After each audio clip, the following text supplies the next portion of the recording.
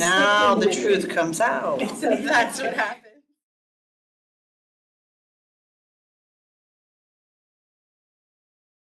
Nice. Recording in progress. Okay, welcome everyone to the Board of Selectmen meeting, Wednesday, March 13th.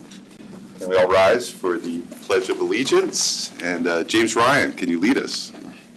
Allegiance to the flag of the United States of America and to the republic for which it stands, one nation, under God, indivisible, with liberty and justice for all. Okay, thank you. Here updates from the first selectman, item number 3. I think everything, we have a long agenda today, so I think we should just jump right into that. Item number 4, resignation. HVAC Indoor Air Quality Building Committee, David M. Becker, Republican, 164 Tainter Drive, term May 2023 to completion, resigned on March 8, 2024. Appointments, item number 5, to hear, consider, and act upon the following appointments. Ethics Commission, this requires RTM approval. 1, Lisa W. Callahan, Democrat, 290 Beach Road, term 723 to 725. 2, Kevin S. Coyne, R., 401 Davis Road, term 723 to 725, to fill a vacancy created by Donald Kleber, who passed away. And 3, Gerard McInerney, or Jerry, Democrat, 24 Larkspur, term 724 to 726, term effective 7/1/2024, to fill a seat held by Nancy Billington, R., whose term will expire on 6/30/2024. May I have a motion? Can I ask to separate the items? We have a motion to separate the items. Actually, in Robert's rules, it's not debatable. If you ask to separate an item, it's not really a voting item. You can separate an item without a vote if a member asks. You can just divide the question, it's fine. Okay, we'll divide the question into the three positions. Item number 1, Lisa Callahan. May I have a motion? So moved.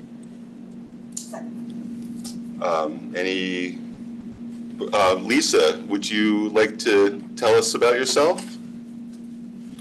Sure. Yeah. Good afternoon. Thanks for giving me the chance to talk to you guys. I really appreciate it. Just very briefly, I am a lifelong resident of Fairfield, born there, raised, my husband and I raised our 4 sons there. Like all of you in that room, I love this town and love to find a way to give back. I think the Ethics Commission would be an appropriate position for me in that I have both academic and practical experience in ethical issues and in the study of ethics. I completed my master's in ethics at Yale Divinity School in 2020, where I spent 5 years digging deep into ethical issues. And in addition to that, I've served on many boards, both academic and social services, where ethical issues have come to the forefront. And I've had to adjudicate and investigate and eventually rule on ethical issues. I think it's a really, really important part of our town governance, and it will serve to give a voice to those who feel somehow disenfranchised in any kind of ethical way. I think it should be obviously very highest level of integrity and professionalism and transparency. So I would be more than honored to serve the town in this way. Thank you. Thank you. Well, your history of volunteerism and your resume are, to me, they're really impressive, and really look forward to you serving on the Ethics Commission, and very thankful that you stepped up to do it. Any other Any other comments? Agree. Appreciate you coming to the second meeting. I appreciate, that you came to a meeting before and we were not able to vote at that time. So I appreciate you coming back and being so giving of your time just to be with us today and to speak to us, as well as second, the first selectman. Your resume is very impressive and I think that you will bring a lot to this commission. So appreciate you stepping forward. Thank you very much. Any comments? Any comments from the public? Hearing none, all in favor say aye. Aye. So I would like to make a motion to move number 3, Gerard McInerney, to number 2. Do you have a second? I'll second that. All right, thank you. All in favor say aye. Aye. Can I ask why? Because I view these 3, since you separated them, I view the 3 as one group. Okay, so on this item that you've just moved, I communicated it very clearly during the Board of Selectmen meeting when we had the discussion on ethics, that I always reached out to the minority select person regarding unanimous votes to check with them. I subsequently then emailed with your chief of staff, my preference, Mr. Coyne, and then the communication was that there was another person to be chosen, and that we would have a discussion on the July appointment when it got closer to that date. So I was actually quite surprised to see an appointment for something that's not going to happen until July, which I don't believe has ever happened before, so early on. So I'm not inclined to vote on that item because it's not relevant yet. And I think that the board should look at all of the applications over the past year to fill the 3rd slot that is not going to be opened until July, which is several months away from now. Oh, I'd like to just point out that the chief of staff sent this to you for your comments and didn't hear anything back. So Not this. Yes, this. I got this just like Christine did when it came through. When I emailed your chief of staff, I said I was fine with Mr. Coyne and whatever other person you wanted to choose, and that we could have a discussion about the July appointment as we got closer to July. I don't I understand. have the email. I'm happy to read it out loud. I mean, it's. This applicant was sent to you. I just want to make the point that in the last meeting when Ms. Callahan and Mr. McInerney were put up for approval, you wouldn't vote on them. And because you wanted input, that your input was to include Kevin Coyne, who's a Republican, and we agreed he's a great candidate, but that Gerard McInerney should be included as well. Originally in July for Nancy Billington coming off, but because we can appoint him now for July, he was included in the email to you as someone who would come forward today. So I don't understand why you would not be willing to appoint him. I'm very, very confused by this. Can I speak? Yes, go ahead. And I also, just to why I support in moving the order, Ms. Callahan and Mr. McInerney were at a previous meeting and put forward to be approved at that time, being that this requires a unanimous vote. The former first selectman, Selectman Kupchak, asked for input. That has since happened. So I would like to vote for the 2 candidates that have been previously put forward.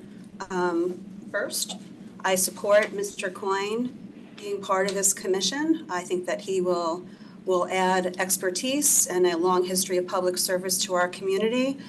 We've also had conversations. I believe Selectman Kupchak expressed an interest in voting on all members of the commission at the same time, which is why I support having these 3 candidates move forward together.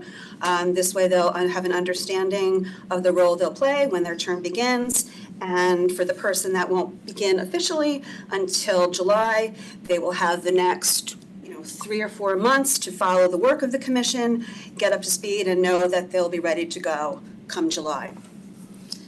And I would hope that we could, come together to move this forward today. We have 3 amazing candidates before us with a long history of service to our community, expertise in the ethics field. I appreciate the many candidates that have applied for this commission. We all have access to those resumes and applicants, and had time over the last 3 months to submit names. So hoping that we can move these residents forward. I think they would be an asset to our community. So just to follow up, Christine, so I'm not sure if the public understands. The board is not allowed to discuss appointments before a meeting. We're not allowed to discuss agenda items with one another. So it becomes a little tricky for people to have dialogue about really anything. So typically the chief of staff or someone in your office is designated to deal with the minority member, me. So Bill and Christine can talk to each other every single day about anything they want to talk about. I, on the other hand, do not have that freedom or courtesy. So I specifically said at the last meeting that I would be happy to vote for somebody I put forward, and I know that took a while because apparently that wasn't going to happen easily. But what I very clearly communicated to the chief of staff, who is the only person I'm allowed to communicate with, is that I'd be happy to vote for one of the 2 people that were put up along with Mr. Coyne, and that we could have a discussion about the July appointment when it got closer to July. More than happy to share the email with the chief of staff. Now that we're actually at a meeting, you can look at what I wrote. I was pretty clear. There was no ambiguity involved. So when this agenda came out, instead of having I was actually surprised because I was really clear. And when I was in the first selectman's position and the minority member was very clear about not being able to unanimously approve one of the appointments that require unanimous approval, we listened to them. And my staff worked with the minority member to make sure we had agreement on those people so that we could move forward. And so why this was put on, when I specifically said I wanted to wait till we got closer to the date, really, to me, is causing unnecessary friction where there doesn't need to be.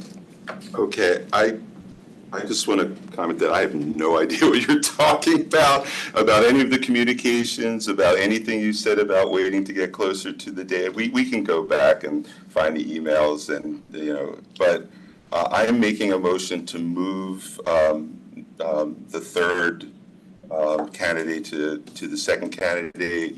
You've said why you're not in favor of that. I guess I'll go to public comment. Any public comment? All in favor, say aye. Aye. Okay, we're taking item number 3. What opposed? First select woman. Okay, Gerard McInerney, Democrat, 25 Larkspur Road, term 7/24 to 7/26, term effective 7/1/2024, to fill a seat held by Nancy S. Billington, Republican, whose term will expire on 6/30/2024. May I have a motion? I'll make a motion to approve, seconded by Selectwoman Vitale. Is Gerard on the line? I'm on the line, yes. Yeah, can you tell us about yourself? Well, I can tell you that I've been a resident of the town of Fairfield since 1985. I raised 3 children in the town of Fairfield, like Lisa County. Family, just to do whatever we can for our town. It's a privilege to live in the town. I offer myself and my services to the board. I will tell you that this has been an uncomfortable scenario because I've been at the bar for 40 years. And my reputation as a trial lawyer, stands for what it is. And I'm not sure if a member of the Board of Selectmen has a problem with me as a candidate for this position, because this is twice now at a public hearing, my name moving forward for this position has met with some pushback or controversy. So, you know, if it's not going to go forward today, and the select person has some problem with me, what she's doing is basically putting my name position into a colorable area of whether or not I should be considered for the job. So, quite frankly, I'm not sure what's going on, and if it's just a matter of push and pull, politics, okay, but this is the second time I've taken time away from my family and my business to make myself available for this hearing, and quite frankly, I feel blindsided by whatever posture is. So I do wish to serve the town of Fairfield. I think the Board of Ethics would be a very desirable position for me, but I'm not up for being put in a position of public question or ridicule at this point. And if you think that I'm overreacting, well, you know, my ethics are very important, and so is me. So I'm just sharing with you what I feel. So I would just like to comment that, Mr. McNary, that, please don't take at all offense. I don't know you personally. I think your resume is perfectly fine. This is more about process and following, you know, giving courtesy to all members of a board. It has nothing to do with you at all. And I thought I was extraordinarily clear about this appointment, because it does require unanimous support, that I wanted to be included and involved. I was not. And so I apologize that the administration put you on for a second time. When I made it extraordinarily clear, I wanted to wait for the July appointment to be appointed closer to July. That's all it is. So I hope you understand that I don't think that anyone in the public views you in any diminished way because of what I view as just a disregard for the minority members' request. I'll accept that representation, and I appreciate that being on the record. I will just say that, Mr. McInerney, your resume is perfect for this job as an attorney, and your service to the community. I don't really understand where Selectwoman Kupchik's coming from. Her views are not shared. And under her watch, there were controversial people that many people went along with out of deference for this position. There were issues discussed, and those people were put up again, and the minority select person went along with it. I've never really seen this before, and I find it quite strange.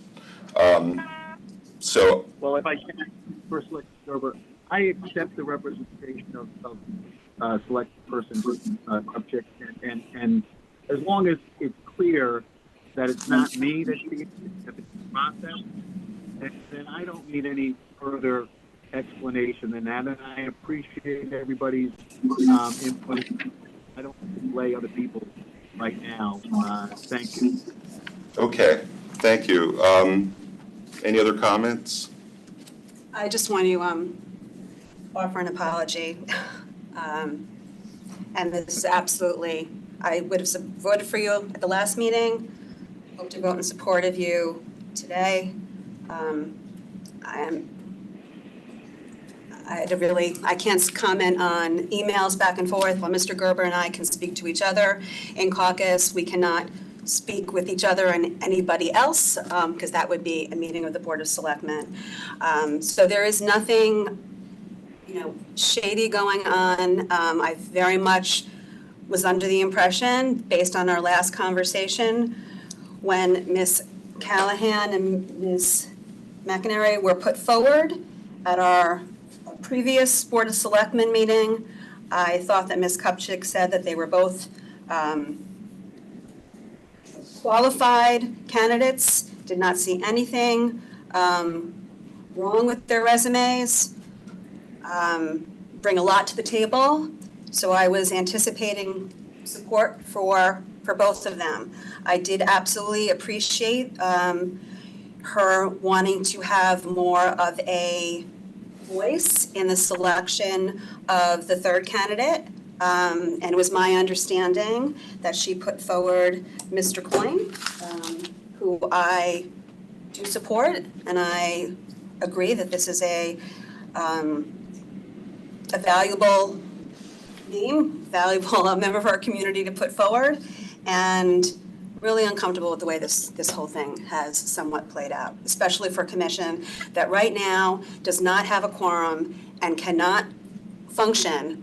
And given some of the past things that have happened in this town, I would think that it would be a priority for the three of us to be qualified people with exemplary experience before us, to put the politics aside and unanimously support the three that are before us today. So just to add, Christine, I just hope you understand this has nothing to do with politics. This has everything to do with process. And I'm sorry, but my staff was in a lot of communication with the other select people, a lot, on a whole host of things that I wasn't allowed to talk about. So I don't know where the communication breakdown. I was very clear. I'm happy to table this item and move it to a date closer to the July date, and then we can have a discussion about that. I can have a discussion with anyone in your office you'd like to designate as the person who speaks to me, because right now I've only communicated by email very sparsely with your office. No one has ever called and talked to me, and so I think that's a problem as well.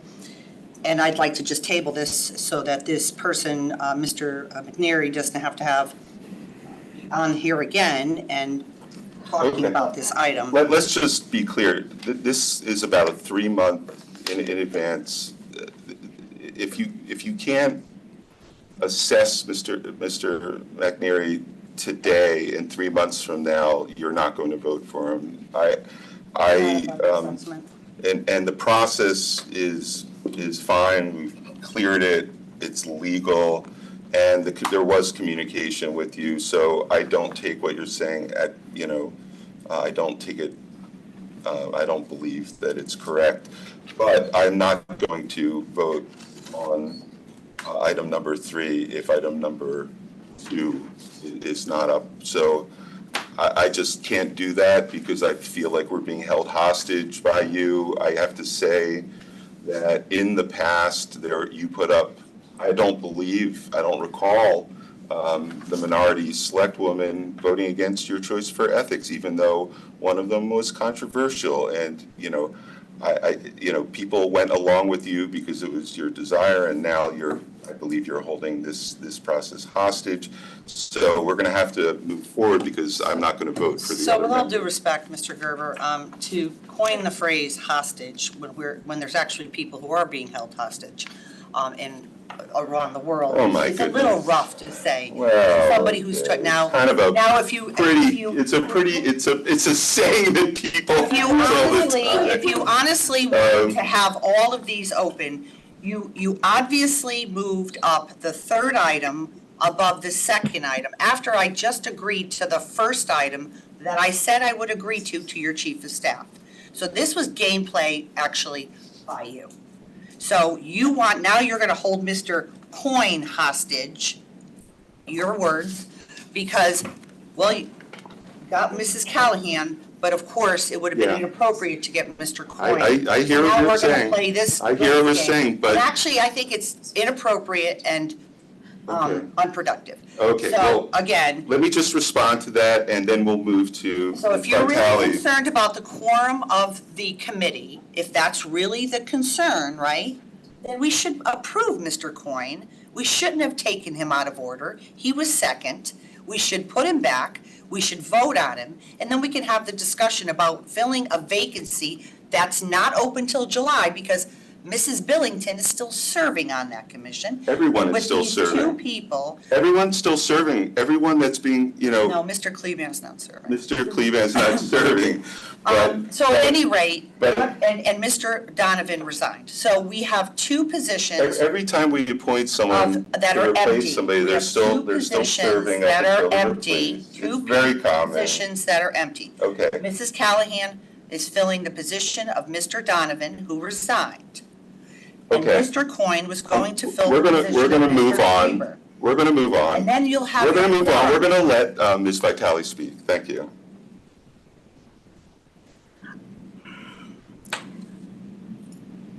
Again, support voting for all of these candidates today. And I appreciate that one of the terms doesn't start until July, but it's only a few months away. And to your point at a previous meeting, why not vote for everyone together?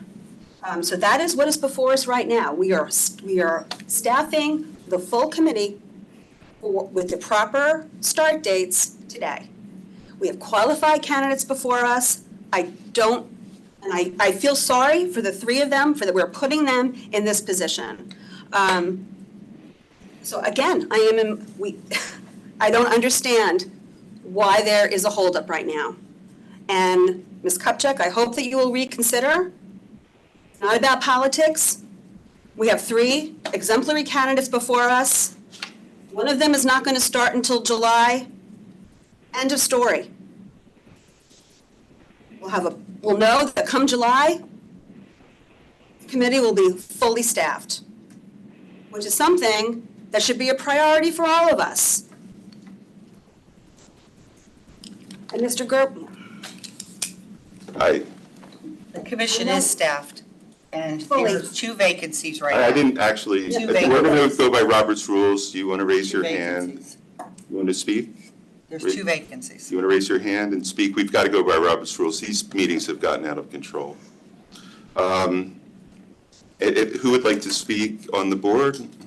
So currently, we have You one. didn't, What do we have? What's the motion on the floor? Can you remind the board, please? the motion on the floor is to vote, first of all, is to first go to the public to let, if anyone wants to speak. The motion is About to move Gerard, the- the motion is to approve Gerard McInerney. So was the motion to move him into second place for? was We that already motion? did that. We When we voted for that, it was moved Okay, so right now, there's currently a motion on the table to approve to Gerard. approve the third July. Yes. And there's a second, so So we're going to go to the public. Any public comment? Yes?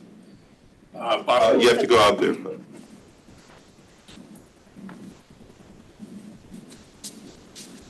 Bob Gorman, 225 Sturgis Road. I have three comments. The gentleman involved, his name is Mr. McEnery. It's a funny spelling, but just for the record. thank you. Number two, I've known Jerry for 46 or 7 years, goes back quite a long way. There isn't a more ethical person in the world than Jerry McEnery, and I would urge you to all think about that. Number three, what I've watched for the last 23 minutes is embarrassing. Thank you. Any other, thank you, Mr. Gorman. Any other comments? Seeing none, all in favor say aye. Aye. All opposed? Okay, the motion fails. I am truly sorry, Mr. McHenry. I'm going to make a motion to table number 3 until, I guess, July 1st.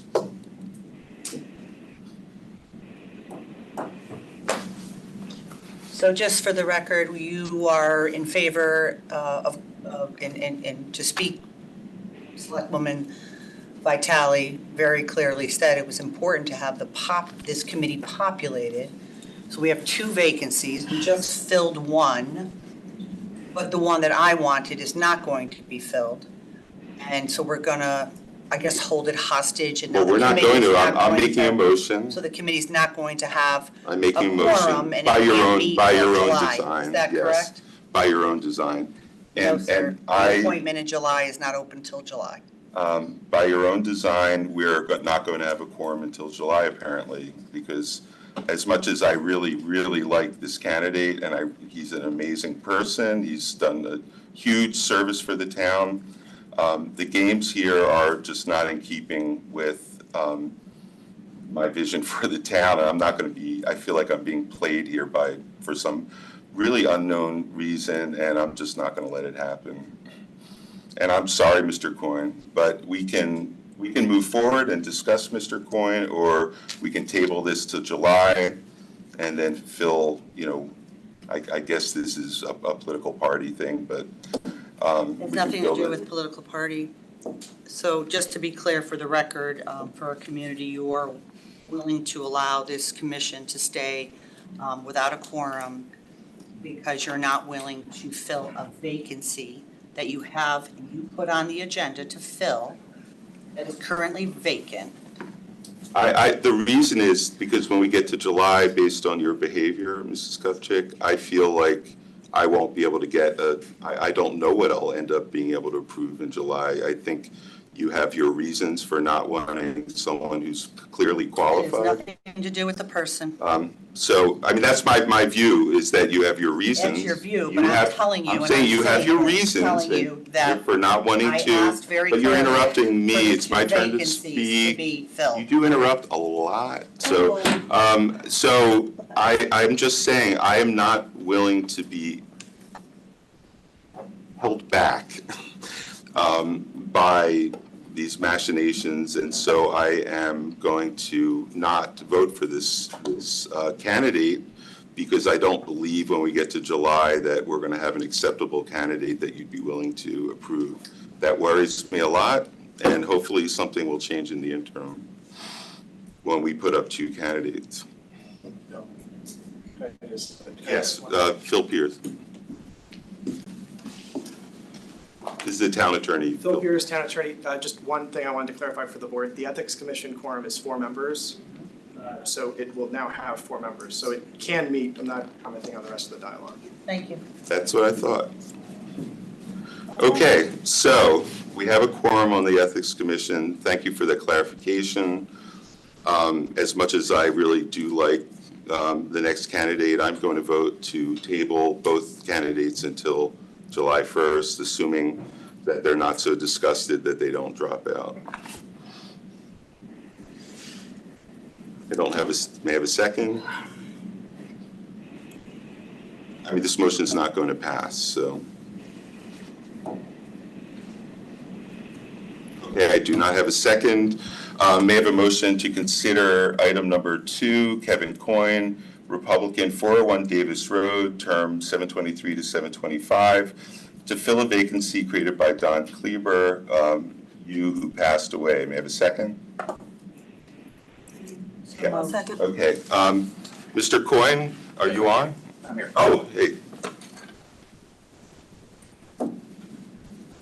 Thank you. I know the board there knows my resume and the service, but for anyone else, Kevin Coyne, I've lived in Fairfield for 33 years, raised 4 daughters, all Fairfield Public School. I have 1 left in public school. I've served 18 years on the Zoning Board of Appeals, 12 of that as chair. I'm a practicing litigation attorney. I know Attorney McHenry quite well. He's an excellent attorney, has excellent ethics. I consider myself to hopefully be as good as Attorney McHenry in that regard. As lawyers, and especially trial lawyers, litigation trial lawyers, we have ethics hitting us from all sides. Our client, a jury, the opposing counsel, and most particularly the judge. So I think I'm well suited for this position.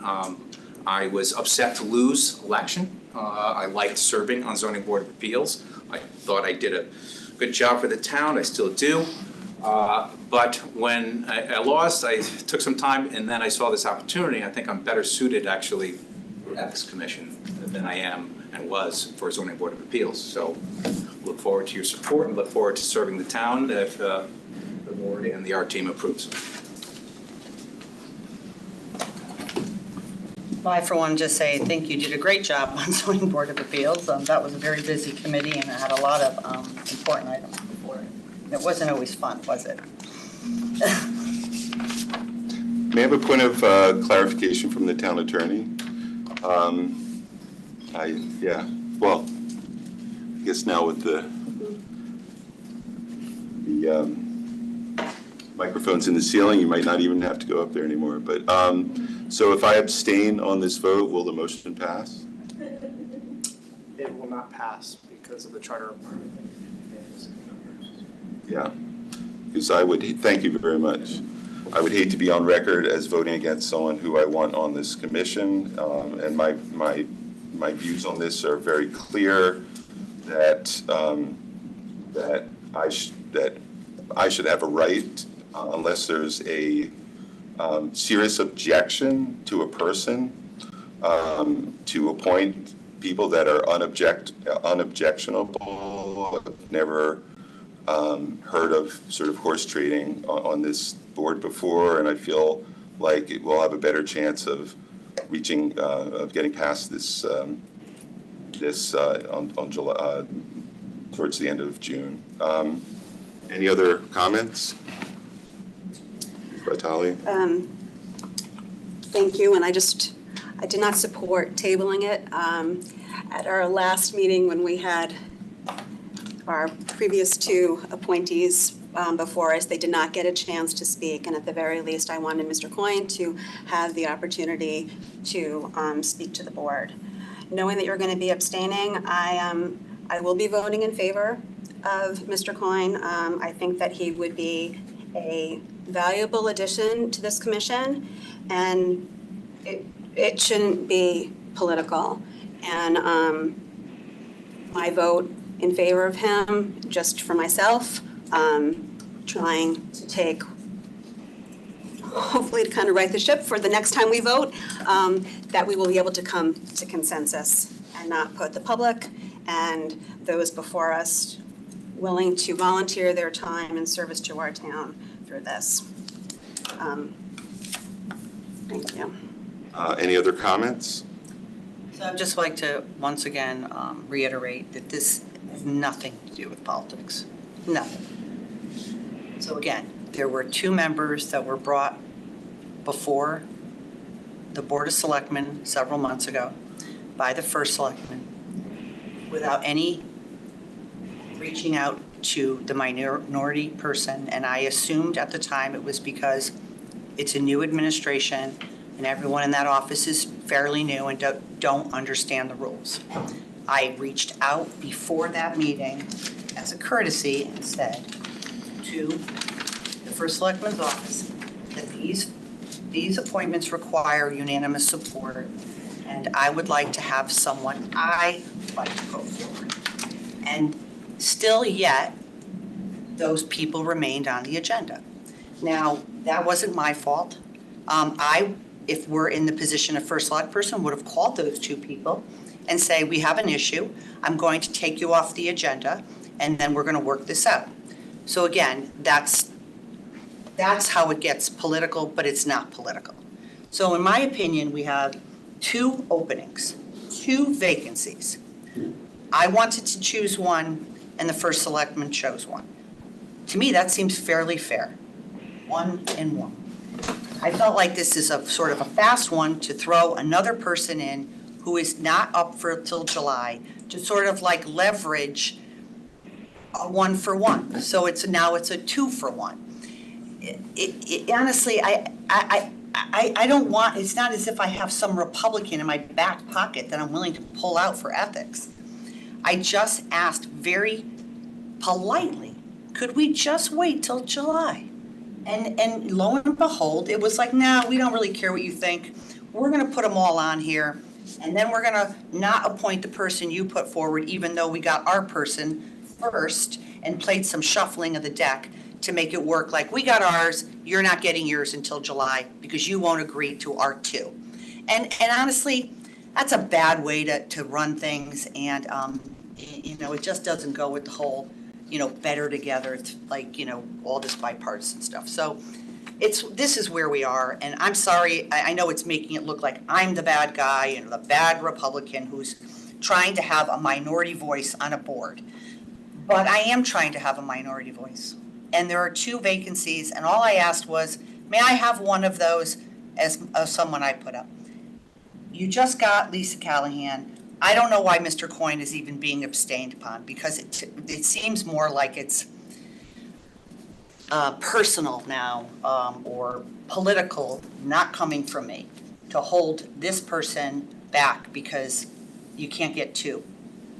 And it just makes no sense. And the date isn't even till July. So you're right. This whole thing could have been avoided. Could have put up 2 people for vacant positions, and we could have had a discussion in May, June, whenever. But here we are. So I really have no idea why this happened or why this was put this way. But I feel like it was in an effort to try to make me look like I'm being political, and I'm not. Okay, Selectwoman Vitale? I think it was put forward this way, just so we could vote. We all know who the 3 people are going to be on this commission when we're casting our votes. And I think that. Okay. All in favor? Okay, let's move to the vote. All in favor say aye. Aye. All opposed? Abstentions? The motion fails. I'm really sorry, Kevin. Next, item B. Fair Rent Commission full members requires RTM approval.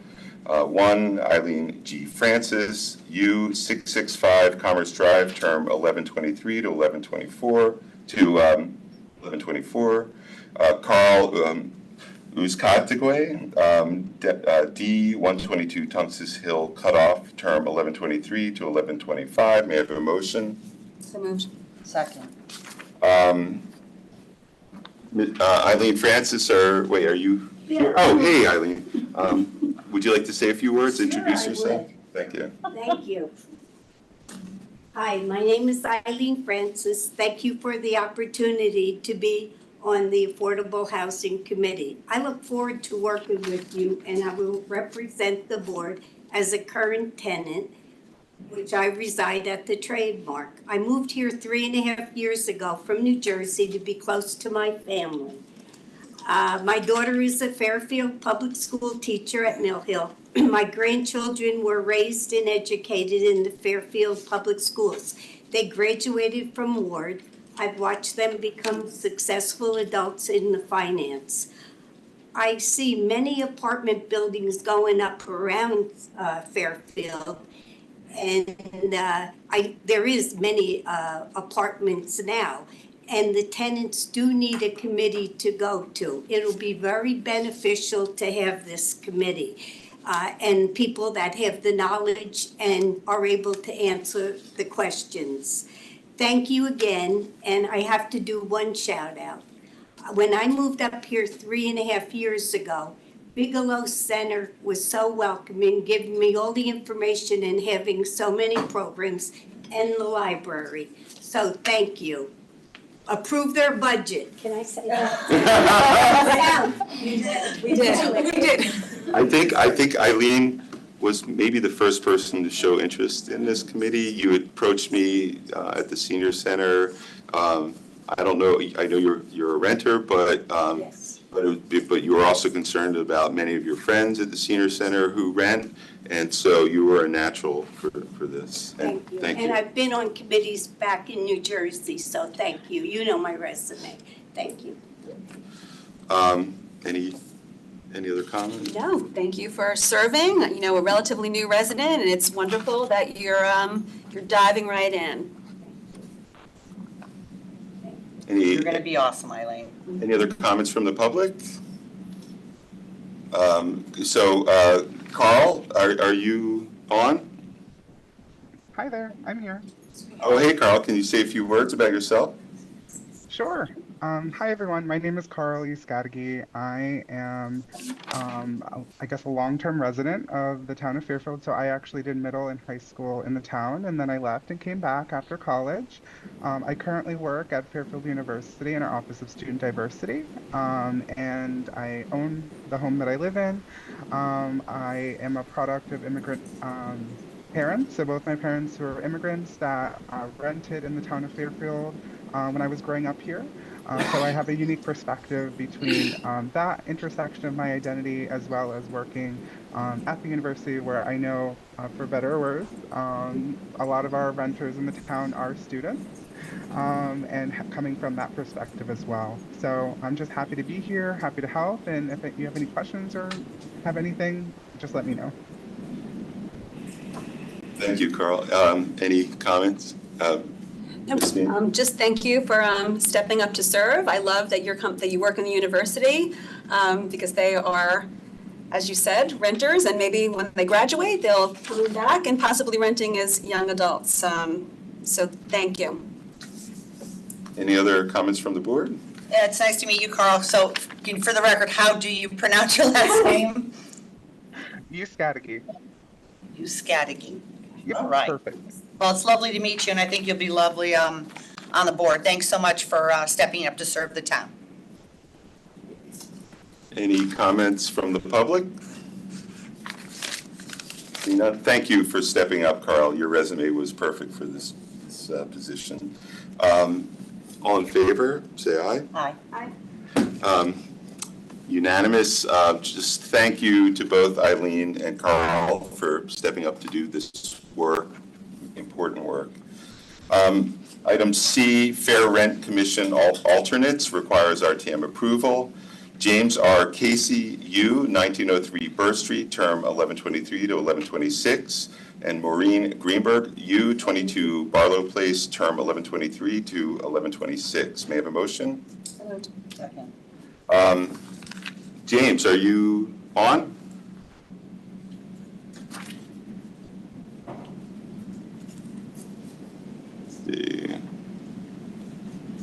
Do not see James. Maureen? I'm Maureen Greenberg, resident of Fairfield. I have 4 children, and I have a husband who's a real estate attorney here in town as well. I got my real estate license in 1996. I've owned RE/MAX franchises and run and operated them as well. I currently have an independent office here in Fairfield, and I'm really excited to use my expertise for this position and honored to work for the town. Thank you. Thank you. And Christine? Thank you for nice seeing you again and for stepping up to volunteer for this commission. I think that your experience in real estate will be a real valuable add to it. Yeah, I agree. I agree that your experience in real estate will be helpful. I know they have money set aside for a market study to help start the group out, but I assume you'll be an ongoing, contributor to the market information. Absolutely. Sorry, go ahead. So, yes, thank you so much. We had a lot of problems with this committee. There was the language it's a brand-new committee that was established, and we had some hiccups with some of the people that were brought forward because there's like important criteria, renter and landlords and all this other stuff. But I'm glad that the administration finally fixed these little hiccups. And welcome aboard. I think you're going to be really good. Thank you so much. You have a real knowledge base, obviously, being a realtor. And Yeah, lots of education on it as well. Yeah, because being licensed, we continue education all the time. So you have your pulse. yes, yeah. So that's great. And I know Norwalk has one as well, the fair rent, and could always discuss ideas or bring in value. Great idea. So James Casey does not appear to be on, but Is he on the phone? Is that? James, are you muted? No. I mean, I'm prepared to vote for James Casey only because his resume is outstanding. There may have been a confusion. Yeah, and he will have to go through the RTM, and if there was a miscommunication, then he can, on our part, he can go before the RTM and introduce themselves, but he's got a fantastic resume. So any comments from the public? Seeing none, all in favor say aye. Aye. Aye. Okay, unanimous. Golf Commission, D, item number D. 1, Robert Gorman, Democrat, 225 Sturgis Road, term 424 to 427. Sarah F. LaTerza, Democrat, 62 Franklin Lane, term 424 to 429. And 3, Lori Mangaluzzo, Democrat, 255 Algonquin Road, term 424 to 429. And I want to just highlight something, that the 3-year term for Bob Gorman is because somewhere along the line we became we are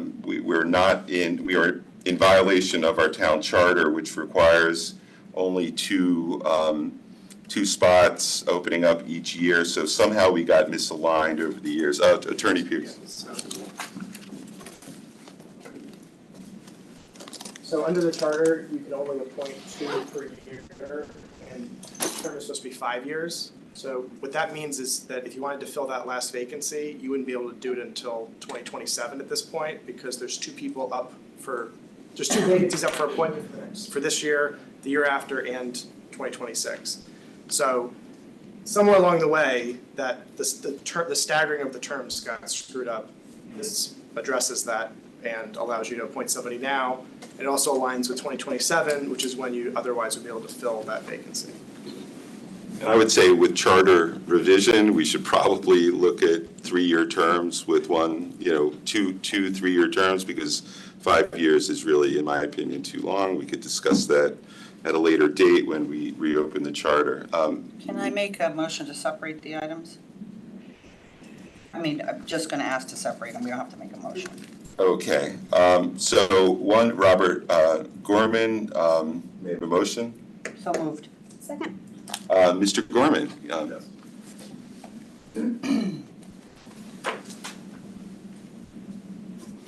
Bob Gorman, 225 Sturgis Road. I've been a resident for 33 years, I believe. Golfer for, unfortunately, 59 or 60 years. I'm lucky enough to get to play at Smith, which is a phenomenal facility for those of you who don't play golf. For a town facility, it's an extremely challenging course.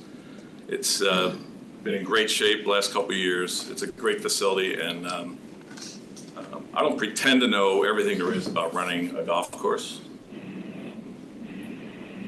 But what I've always tried to ask for the last 10 or 12 years is to have some representation on the golf commission from people that actually use the golf course a lot. And if you're lucky enough, or I'm lucky enough to get approved, and Sarah uses the course, probably not as much as I do, but a fair amount. I'll give you an example of why I think it's important for people that use the golf course, and it's a little extraneous, but I was on the parking commission here for a couple of years, a ways back, and I retired. I was no longer taking the train, and didn't really feel I had any skin in the game since I wasn't using Metro North, so I resigned from the parking commission. And I kind of feel the golf commission needs to have people that actually use the golf course to impact the decisions that are being made. That's why I'm really interested.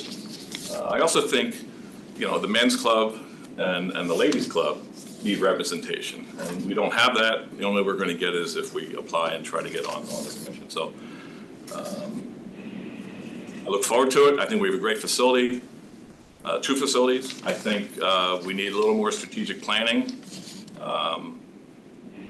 and I would love to forward that cause as well. Thank you, Bob. I just want to read, I could wait for public comment on this, but I have some people who emailed me about your contributions to the club and endorsed you. I went back and I looked at some of the minutes and some of your contributions at meetings, and it's pretty apparent. First of all, I understand you've golfed maybe I was told you golfed about 100 times at Smith last year. It just in a year. And the other is that from your emails that you are constantly thinking about ways to improve the golf course and contributing your ideas, and that you do want to hold people accountable to following through on improving the course, and that you're a advocate for long-term strategic planning, which I think is important. So I really thank you for stepping up. To the board? You're going to open up to the board? Yeah. So I just wanted to say that when I was the first select person, I always looked to my department heads who are, associated with a lot of our commissions, right? So the Conservation Commission Director, Conservation Commission, Parks and Rec, Park and Rec Commission, and golf, that sort of things, and listen to feedback from them. Because to me, they're the ones who know it best. So I think it's important. Listen, I don't know any of these applicants, but we did receive an email to the Board of Selectmen, which is a public document, which anybody can FOI, and I think it's important that I read it into the record because we got it. And it says, Dear Bill, Christine, and Brenda, I previously emailed Bill, but I thought it would be helpful if you were all aware of some concerns regarding the appointment of Bob Gorman to the Golf Commission. I have served on the Golf Commission since April of 2019, and I have served as chair of the Golf Commission for the last 4 years. My term is expiring, as are the terms of 2 other commissions. Now the Board of Selectmen is filling those 3 positions. In December, I sent to Bill some names that the Golf Commission recommended for appointment, understanding that there are many applicants for this commission. At that time, I also objected to the appointment of Bob Gorman, as I heard he was being considered. Bob has been incredibly disruptive and combative when he attends our meetings. In the fall of 2020, when we were going through the process of coming up with a recommendation to the Board of Selectmen on the new head of the golf professional, over multiple meetings, Bob would yell, curse, and talk over the commission. I spoke with the then town attorney about whether we could prohibit Bob from attending future meetings, who told me I could not prohibit his attendance, but I could warn him that if his behavior continued, he would be removed from the meetings. I warned Bob and told him if he acted out again, he would be removed. At the next meeting by phone, Bob inappropriately obtained the unmute code and screamed and shouted and cursed at us. He forced us to end the meeting because we could not mute him. After the meeting, I told Bob his behavior was unacceptable and he remained defiant. At our Golf Commission last night, we were informed that Bob Gorman is on the agenda to be approved by the Board of Selectmen and to be on the Golf Commission. Last night, the Golf Commission was unanimous in its objections to Bob. All levels of the golf course opposed Bob being seated on the commission. There are many other applicants who want to serve on the Golf Commission, and many of whom regularly attend our meetings, provide valuable contributions, and have the support of the Golf Commission and golf community. The Golf Commission is a small body, and we need a collaborative people who are willing to work with others. I would be happy to discuss any of this with you further. Keith Farian, who is the current chair of the Golf Commission. I think that, frankly, if I had received this email as the first select person from the chairman of the Golf Commission, I would have removed this appointment. So I did receive that, and I went back and with the help of staff here, pinpointed one and found a couple other of the meetings. I think I'm a little troubled by this because there was a case of mistaken identity, that the person that was claimed to have been screaming and cursing actually didn't hear cursing, but it was actually someone else. So I feel it's really unfair to malign, at least in, you know, in that particular case that Keith was talking about, and I let him know that it was the wrong person. And I think from what I heard on the meetings, and I did listen to other meetings, we had someone who was passionate, kept calm, and had ideas that may not, you know, trying to hold people accountable, and had ideas that wanted to be heard. I think that's a good thing. I know other people. There's actually a person on that commission right now who, in other areas of town, had a similar reputation and is a passionate, valuable member of the golf commission.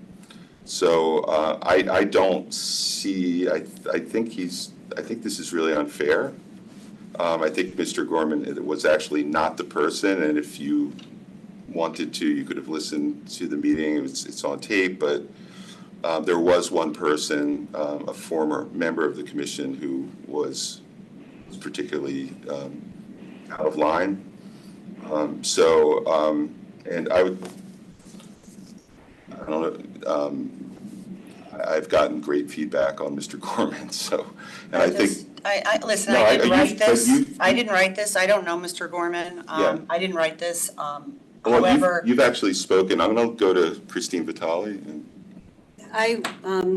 Ms. Kupchak read the letter, received it, read it this morning, obviously concerned by some of the things that were alleged in it. So I went back and listened to the Golf Commission meeting. I did not hear them discuss Mr. Gorman at their meeting last night and have unanimous agreement. Well, I mean, I think that's somewhat inappropriate for a commission to be talking after a meeting and then sharing that they reached a decision, and then it's shared in a public meeting. Like, the FOI around that is a little bit concerning to me. But I did listen to the meeting that was referenced, and as the first selectman alluded to, there were two members of the public that spoke. This was just for the public's sake. This is going back 4 years. It was a call-in meeting. So really kind of hard to identify who people were because it was just a voice. I've received some positive feedback about Mr. Gorman as well. His love for golf, his commitment to the sport and making it better and even more enjoyable for all the residents of Fairfield. That said, Mr. Gorman, I don't know if you want to speak to any of this, but I will be supporting you. I'm not to put you on the spot, but your name was brought up. Wait till we open it back up can the board finish its discussion? Listen, I, again, do not know Mr. Gorman. However, I do listen, I don't need to go back and listen to meetings. I don't serve on this commission. When I was leader of the town, I listened to the director who oversees the commission. Mr. Calabrese did recommend someone else, the two women and some other person. It wasn't listened to, for whatever reason, but I listened to my department heads because they know it. Listening to a couple of meetings isn't going to give you a flavor. The chair of the commission, the chair, who's been serving in it for 4 years, just wrote us an email yesterday saying that this was a bad choice. Okay, you So said that. We don't need to No, we repeat. read it, and the commission you just itself. So you what read we're it. saying is, we don't care what a commission thinks, all the members on it. We don't care what the prior chairman thinks, and we don't care what the director over the commission thinks, because we know better. I personally don't, I don't fly okay, that way. We get it. Go ahead. That is not at all what I was saying. I think that I have a lot of respect for the current commission, those people that are serving, have a lot of respect for Mr. Calabrese and who he might recommend. That said, also a member of the public, and an advocate for something that I was passionate about. And imagine that some people who were in leadership positions probably had a thing or two to say about me as well. So I do think that there is value. And, when I ran for office, trying to give voice to members of the public. So I will be supporting Mr. Gorman today. That said, I absolutely respect some of the feedback that we received and want it on record that my expectation for whoever we appoint, that they come to the table willing to be collaborative and promote the civil discourse. Thank you. Yeah, and as the current leader of the town, my view of commissions is very, very different than the former first select person's. I think sometimes commissions require people who think a little bit differently and have, not every commission is fully functional. Sometimes they don't use Robert rules appropriately. I've been to a lot of commission meetings now and that's one of the reasons we had a commission Robert's Rules seminar for commission members, that not everyone really understands how to run a meeting according to the rules.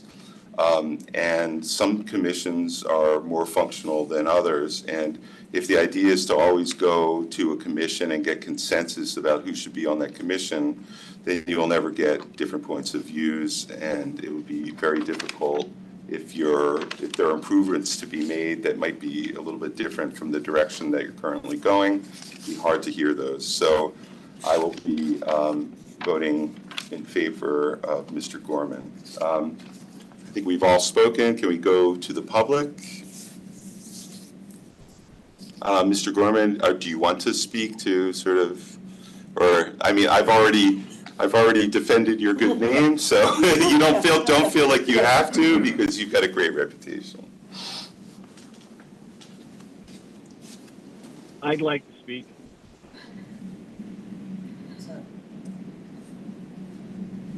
Like Jerry McHenry. Bottom right, bottom left. I don't know who. Jerry McHenry. Jerry McHenry, 24 Larkspur Road. And while I know that I'm going to need the unanimous support of the Board of Selectmen for the position of the Board of Ethics, I've listened to my friend Bob Gorman, be challenged, if not slandered, in public office, in public comment. Select person Krupchik, if you're going to read a document into the record and not take ownership of the content of what you read, then that says a lot about you. But if you're going to read a document into the record, then you should listen to the audio tape that I listened to and know that Bob Gorman did not use any profanity and did not act in any way other than someone who was trying to be heard. More importantly, if you're going to read an email in the public record, which supposedly speaks for the commission, my question would be, is the email signed by each and every member of the commission? Because that's how a commission speaks. It doesn't speak through one person, it speaks through the body, or the person is authorized to speak on behalf of the body. So maybe I won't have unanimous consent in July, but at least I'll know that when I hear something that's wrong, and when I hear something that's wrongly put to the public, that it's worth standing up for. Bob Gorman loves golf. Bob Gorman loves Smith Richardson. And 100 rounds of golf a year, that's what he tells his wife to play. He plays 150. And quite frankly, I think that you owe him an apology for not checking your facts before you put them out there. This is not like the water rose 9 feet as a fact. This is a person's reputation that you took liberty with. And you're wrong. it's not like you missed by a little, you missed by a whole lot. Thank you very much for your consideration. Okay, so Mr. Gerber, I need to respond to this because this is, I'm not sure if the gentleman misunderstands how our government works. When there is an email to an entire board, whether it be the Board of Selectmen, the Board of Finance, or the RTM, there is a way to email the entire board. It's called Board of Selectmen at fairfieldct.org or Board of Finance ct.org, same thing. Every single email that goes to that is a public record. I read an email that was sent to the entire Board of Selectmen because I thought it was important for the public to hear it and to explain why I would be voting against this. I did not write those words. I read an email that was sent to the board. So please don't misunderstand. I will say it again. I do not know Mr. Gorman, but I thought it'd be important for the public to know what the board received. Simple. Actually, I've never really gotten anything quite like this. So I thought it was important to share it. Okay, we got it, yep. Mr. Gorman, would you like to speak? Yeah, just a couple things. Mr. Varian wrote that letter, and reading into the public record, that's fine with me. Clearly, Mr. Varian and I don't see eye to eye. I've never met the guy. I've gone to commission meetings and seen him, never shook his hand. We both went to Providence College. I'm very disappointed, quite frankly, that a fellow friar do that without showing me. But that's Keith, I guess. Look, I would urge you all to listen to the tape. And the tape has two people chime in. I'm first. I got cut off by a friend of mine who came in second. I'd be happy to share his name if you need it. He wouldn't mind, but that's for another time. But listen to it. I don't think I was out of bounds at all. Bill, I think you said you listened to it, correct? And you did? I'm sorry, what? I did. You listened to the tape, both of you? Listened to it, it was very clear it was not you. Well, So. I'm sorry Keith wrote that letter. Apparently we're not going to have Christmas Eve cocktails anytime soon. So. I'm sorry the letter was read because even though it's public record, it did not have to be read. But thank you. I want to just say that Brian Daly, who is president of the H. Smith Richardson Golf Club, gave you his full endorsement and said you deepen the ties and provide our club with more opportunities to support the town's management of HSR. Craig Curley, who, in my opinion, there's nobody more responsible for the club being rebuilt. He put hundreds and hundreds of hours into rallying people around that. Wrote to me, Bob has been an active member of the HSR Golf Club for many years, played 100 rounds at Smith Richardson in 2023. I hear it's closer to 150. You need to let him know. This, together with a strong financial and business background, Bob will provide the necessary skill set to help the Golf Commission and the town of Fairfield be successful with its golf operations. So that's what I needed to hear, and I'm very happy to hear it. And thank you so much, and I'm sorry you had to go through this. Can I just ask a question? Yes. And please, Mr. Gorman, I don't know you at all, so I'm just, it's an email, I've never seen an email like that, so. I had asked your chief of staff if you consulted with the Park and Rec director on his recommendations, and are these his recommendations? Well, first of all, the idea that I have to take the Parks and Rec director's recommendations is ludicrous, in my opinion. I did consult with the director of Parks and Recreations. There were two people that were universally, yes, they should be on. And this was not a straightforward choice, but our Parks and Rec director is extremely professional. And he said, I can work with whoever you put on. So, you know, It was just a question, Bill. yeah, so thank you. Any other comments from the public, from the board? All in favor say aye. Aye. All opposed? Abstain. One abstention. Two approved, one abstention. The motion passes. Mr. Gorman, thank you for stepping up, and we know you're going to be crucial in developing the strategic plan for the course. Number 2, Sarah F. Laterza, Democrat, 62 Franklin Lane, term 424 to 429. May I have a motion? So moved. Second? Second, sorry. Okay. Is Sarah here? Oh, hey, Sarah. I'm here. I don't have as much to say as Mr. Hall. I'm Sarah Laterza, 62 Franklin Lane. I don't play as many rounds as you. Obviously, I don't have time for 150 rounds, but probably around 75 a year. That's good. I am also the assistant golf coach at Fairfield University for the men and women's golf team, so I'm very active in golf in general, and I would like to serve. That's all I've got. And we need women. And you need women. We need a women's voice on the board. Absolutely. Agreed.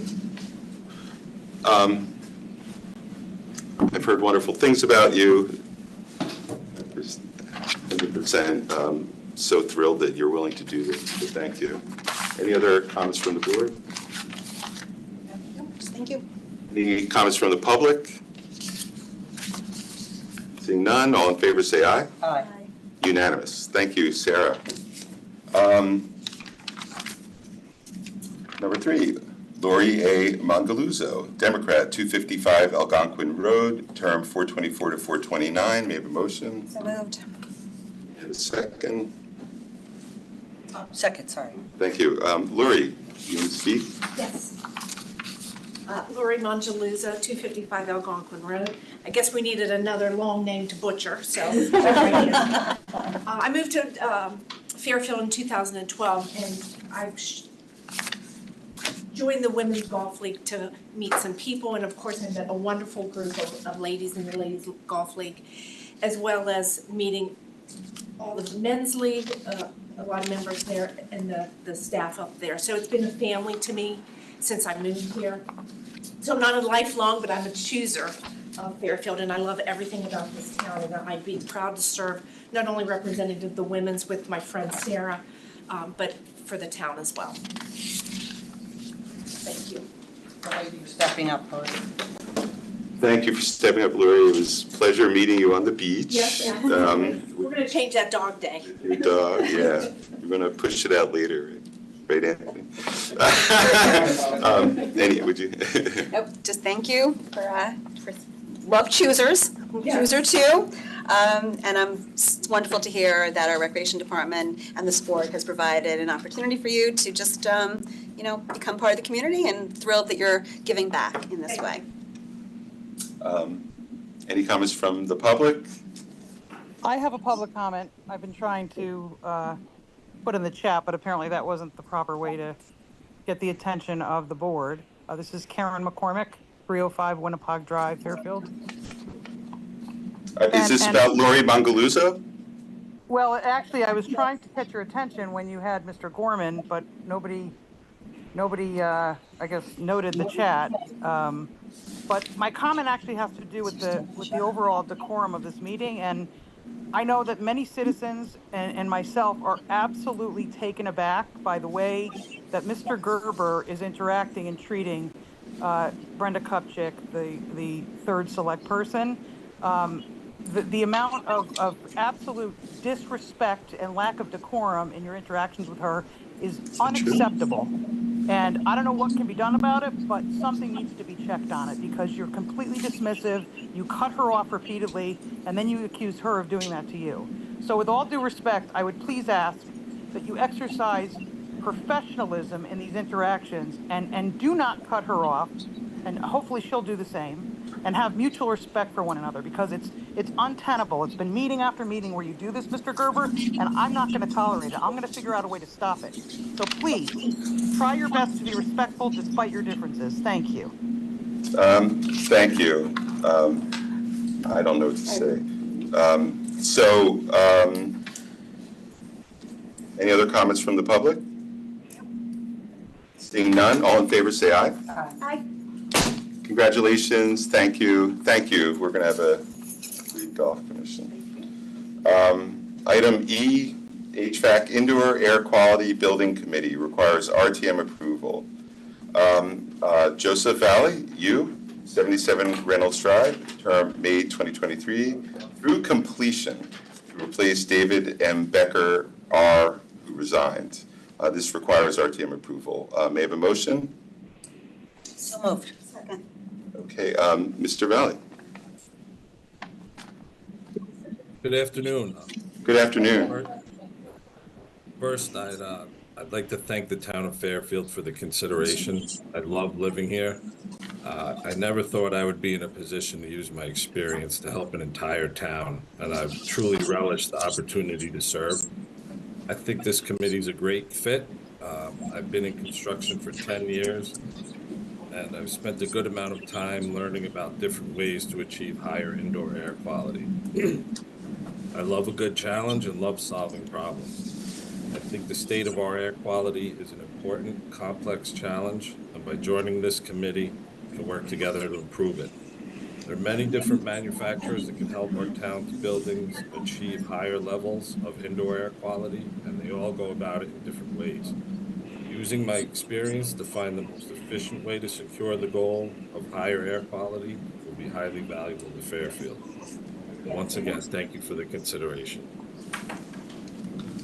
I would just like to say there are very few times where we get to appoint someone who has the perfect qualifications for a job, and this is a really big commitment. It says through completion. That means you may be 100 years old and still working on this. So really appreciate your willingness to do this. Thank you. Thank you. Christine Vitale.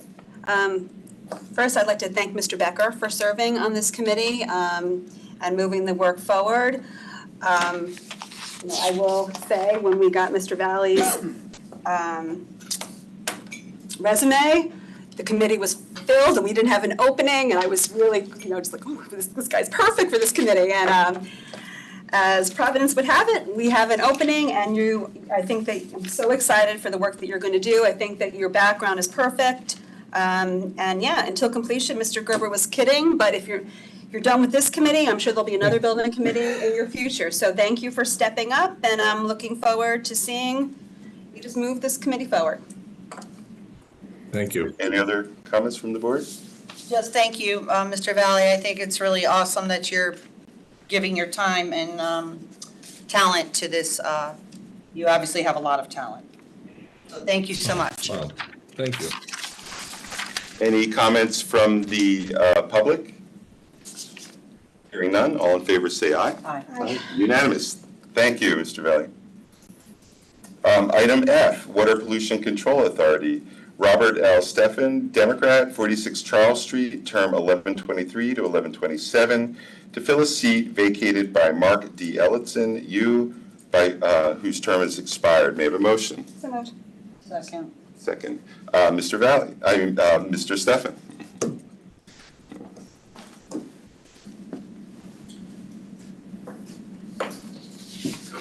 Robert Steven, 46 Charles Street. Sorry, I got your name wrong. I thought it was Steffen. No, it's easy to miss that. Thank you for the Board of Selectmen for considering me to serve on this commission. Water pollution control facilities in the town of Fairfield is extraordinarily important part of the infrastructure of town that has a lot to do with our quality of life and also for the quality of Long Island Sound. And my volunteer experience includes many years on the board of waterfront organizations, including Black Rock Yacht Club. So I've done a lot of waterfront budgeting over the years, 15 years on the board there. Also 7 years on the board of First Church Congregational and one of the founders of Community Sailing 30 years ago now in Southport Harbor. And I'm also a frequent scuba diver in Long Island Sound, so I get to see the 8 to 10 million gallons a day that the town of Fairfield puts into Long Island Sound.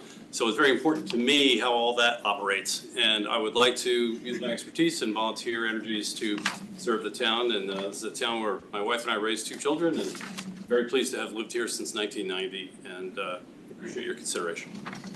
I'm curious, are we at risk of being hacked in our sewer system? Great question. Yeah, my professional background is that I'm in cybersecurity, and the infrastructure of water treatment facilities is a target of bad actors, and usually nation states. For instance, I've done a lot of work with Con Edison over the years, and Con Edison has been a target of nation state bad actors many times. And what they're mainly after are the infrastructure drawings of the facilities to know where all the soft spots are in New York City. Probably a much higher risk than the town of Fairfield, but there was a small town in Pennsylvania that was hacked not long ago, and they were the ones that really put everyone on the map so that it's not always large metropolitan areas like New York. So it is a consideration. Even the town of Fairfield needs to pay attention to that. So hopefully on this commission, you'll be able to at least assess where we are. You even had a chance to address it with the commissioner yesterday and spoke about exactly that. So yeah, I'd like to offer some help if I can. Thank you very much. Thank you. Any comments from the board? So I just want to thank you for stepping up to serve. I do want to say, just for the record, that I had recommended former Selectman Ed Bateson, who actually served, as you do, Christine, on the Water Pollution Control Authority, which is statutorily obligation for Board of Selectmen. And I thought Ed would have been really great on the WPCA, and he applied for it because he spent 4 years doing it. I'm going to support you, but I, again, want to say I'm a little disappointed because, again,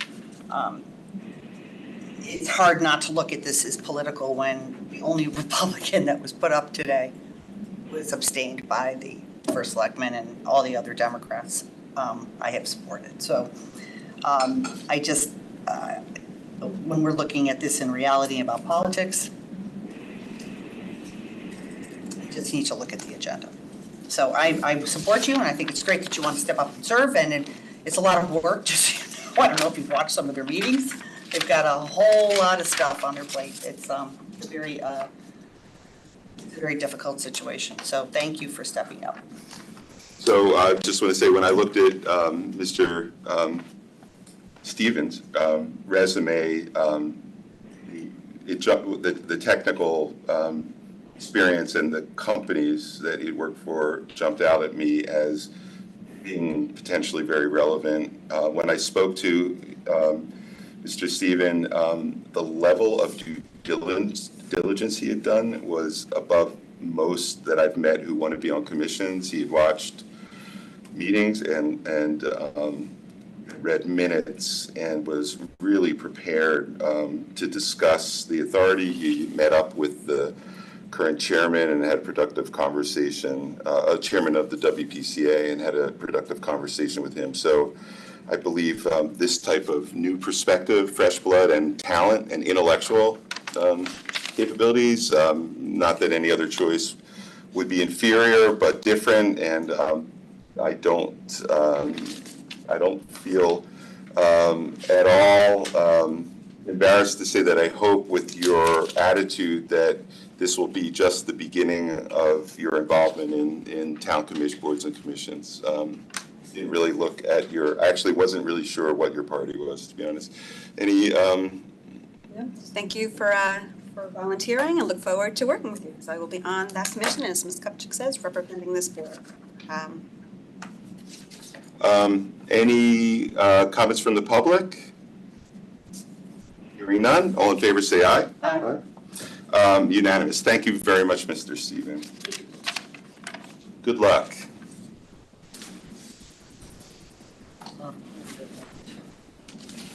You're going to have a lot of work to do.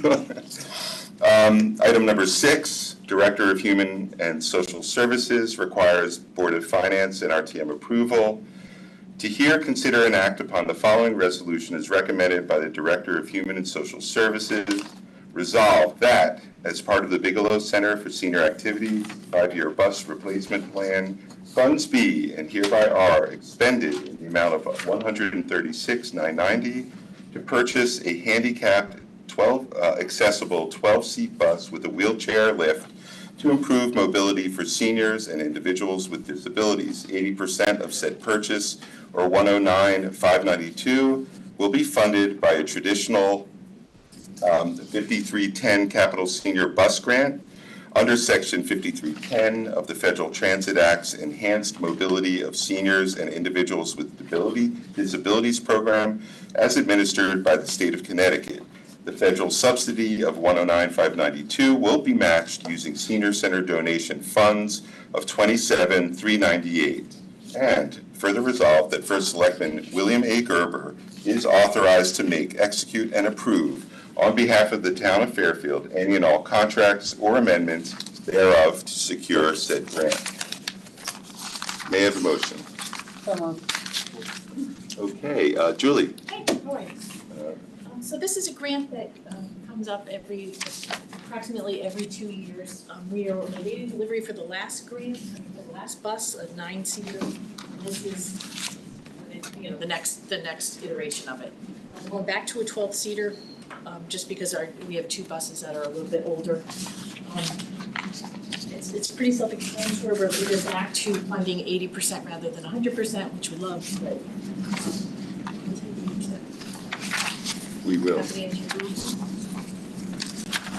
I have no questions. Do you have any questions?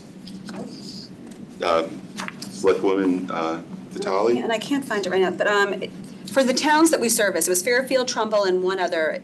Can you just provide some color just in terms of where we're going outside of Fairfield? Yes, so our buses will take people to medical appointments in parts of Trumbull, parts of Bridgeport, on occasion Stratford. We do some day trips, like to other local towns, like for lunch with the seniors who are doing an activity. We don't provide trips for residents of other communities to go to the doctor's appointments, but if they're senior center members and they're going on a little trip, they can go on that. Okay. And this is Monday through Friday, this transportation. Yes. Has there been a need for the weekend? Are you seeing that there's a need that maybe we're not meeting? I don't want to go too far off the agenda, but. No, that's. I appreciate that. We had been open weekends pre-COVID, Saturday, not all weekend, on a Saturday, and didn't get the attendance that warranted having a staff member on duty. Should we revisit it? Definitely. We do surveys pretty much quarterly to find out who would be participating in activities, evenings or weekends. We are gradually going back to some evening activities. We have offered transportation to those activities, especially to the senior housing sites. It's not on-demand transportation, so it's got to be it's got to be a route. It's not on demand. I would love to be able to offer additional services, especially weeknights. Weekends are a little tough to staff because we're a small staff as it is. But it's not a no, it's just a not yet. Thank you. Any other questions? Any questions from the public? Hearing none, all in favor say aye. Aye. Unanimous, thank you. There he is. Conservation Commission, to hear, consider, and act upon a request recommended by the Conservation Commission to withdraw $19,000 from the H. Smith Richardson Conservation Fund Trust for the purposes of seeding the meadow at Hoynes Hill. This requires Board of Finance and RTM approval. And to hear, consider, and act on authorizing First Selectman William A. Gerber to enter into an easement agreement with the state of Connecticut concerning 965 Kings Highway West as recommended by the Conservation Commission. May I have a motion? Second. Hey, Mr. Bishop. Good afternoon. Thank you for having me. As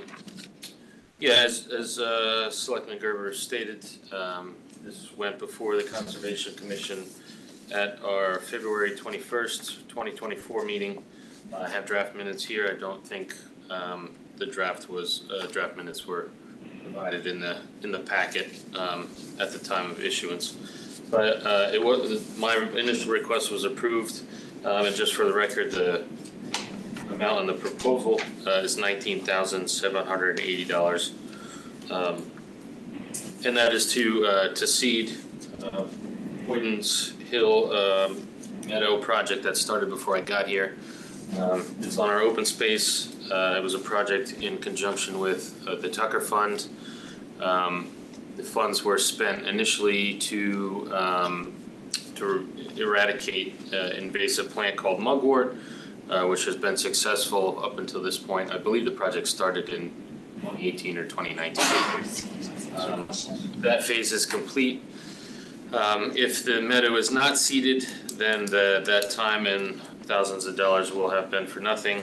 So I think my request to use this fund, which is appropriate, in accordance with the memo I generated dated February 12th, 2024. And also for the record, at the bottom of that first page of that memo, it indicated a balance of that existing fund, which now, just for the record, is $492,083.47, according to the last statement balance addressed to the Finance Department. So I think in the past, my only experience with using funds from this trust was for the automatic gate at Lake Mohegan. The trust fund requires that I get commission, Conservation Commission, Board of Selectmen, RTM, and Board of Finance approval before I make the formal request to withdraw the funds from the trust fund held by Bank New York Mellon. So I'm here today to request approval. I think it's a great project. It has been successful in dealing with the invasive weed, and I look forward to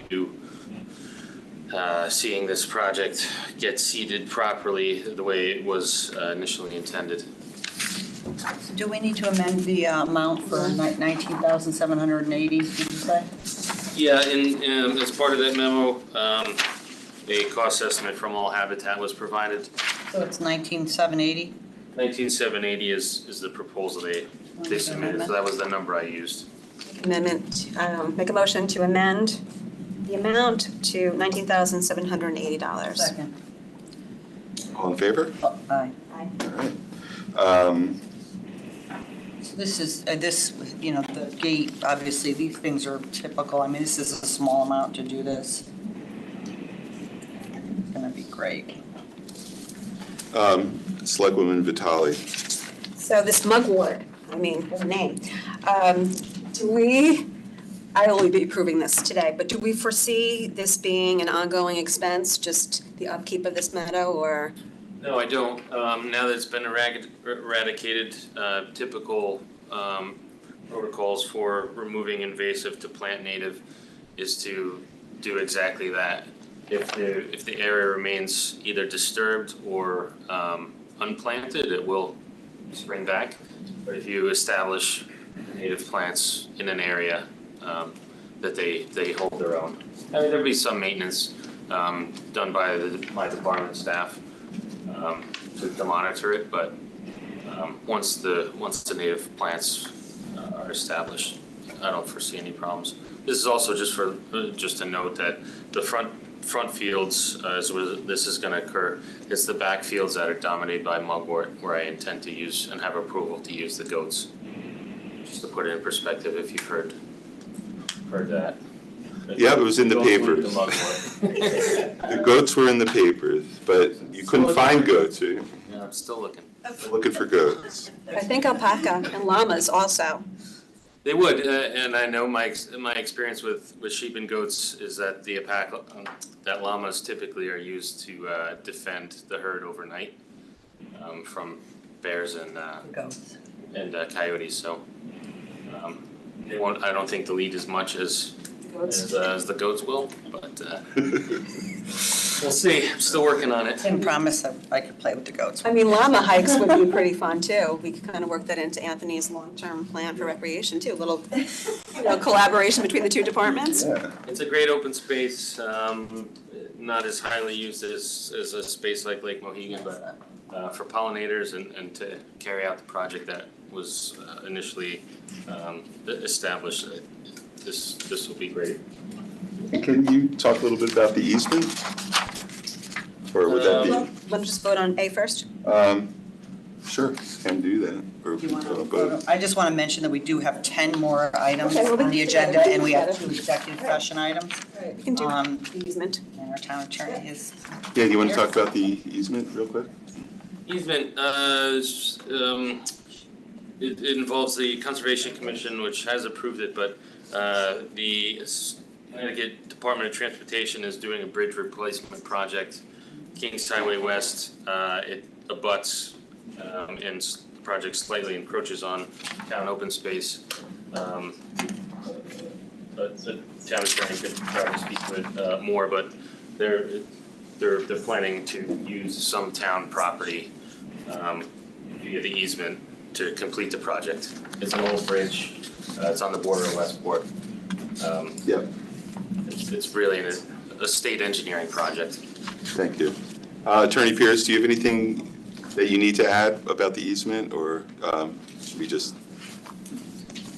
No, I mean, only that our office has reviewed it and provided comments already. Okay. Those comments with the state. Yep. Any comments from the board? Any comments from the public? Hearing none, all in favor say aye. Aye. Thank you, Tim.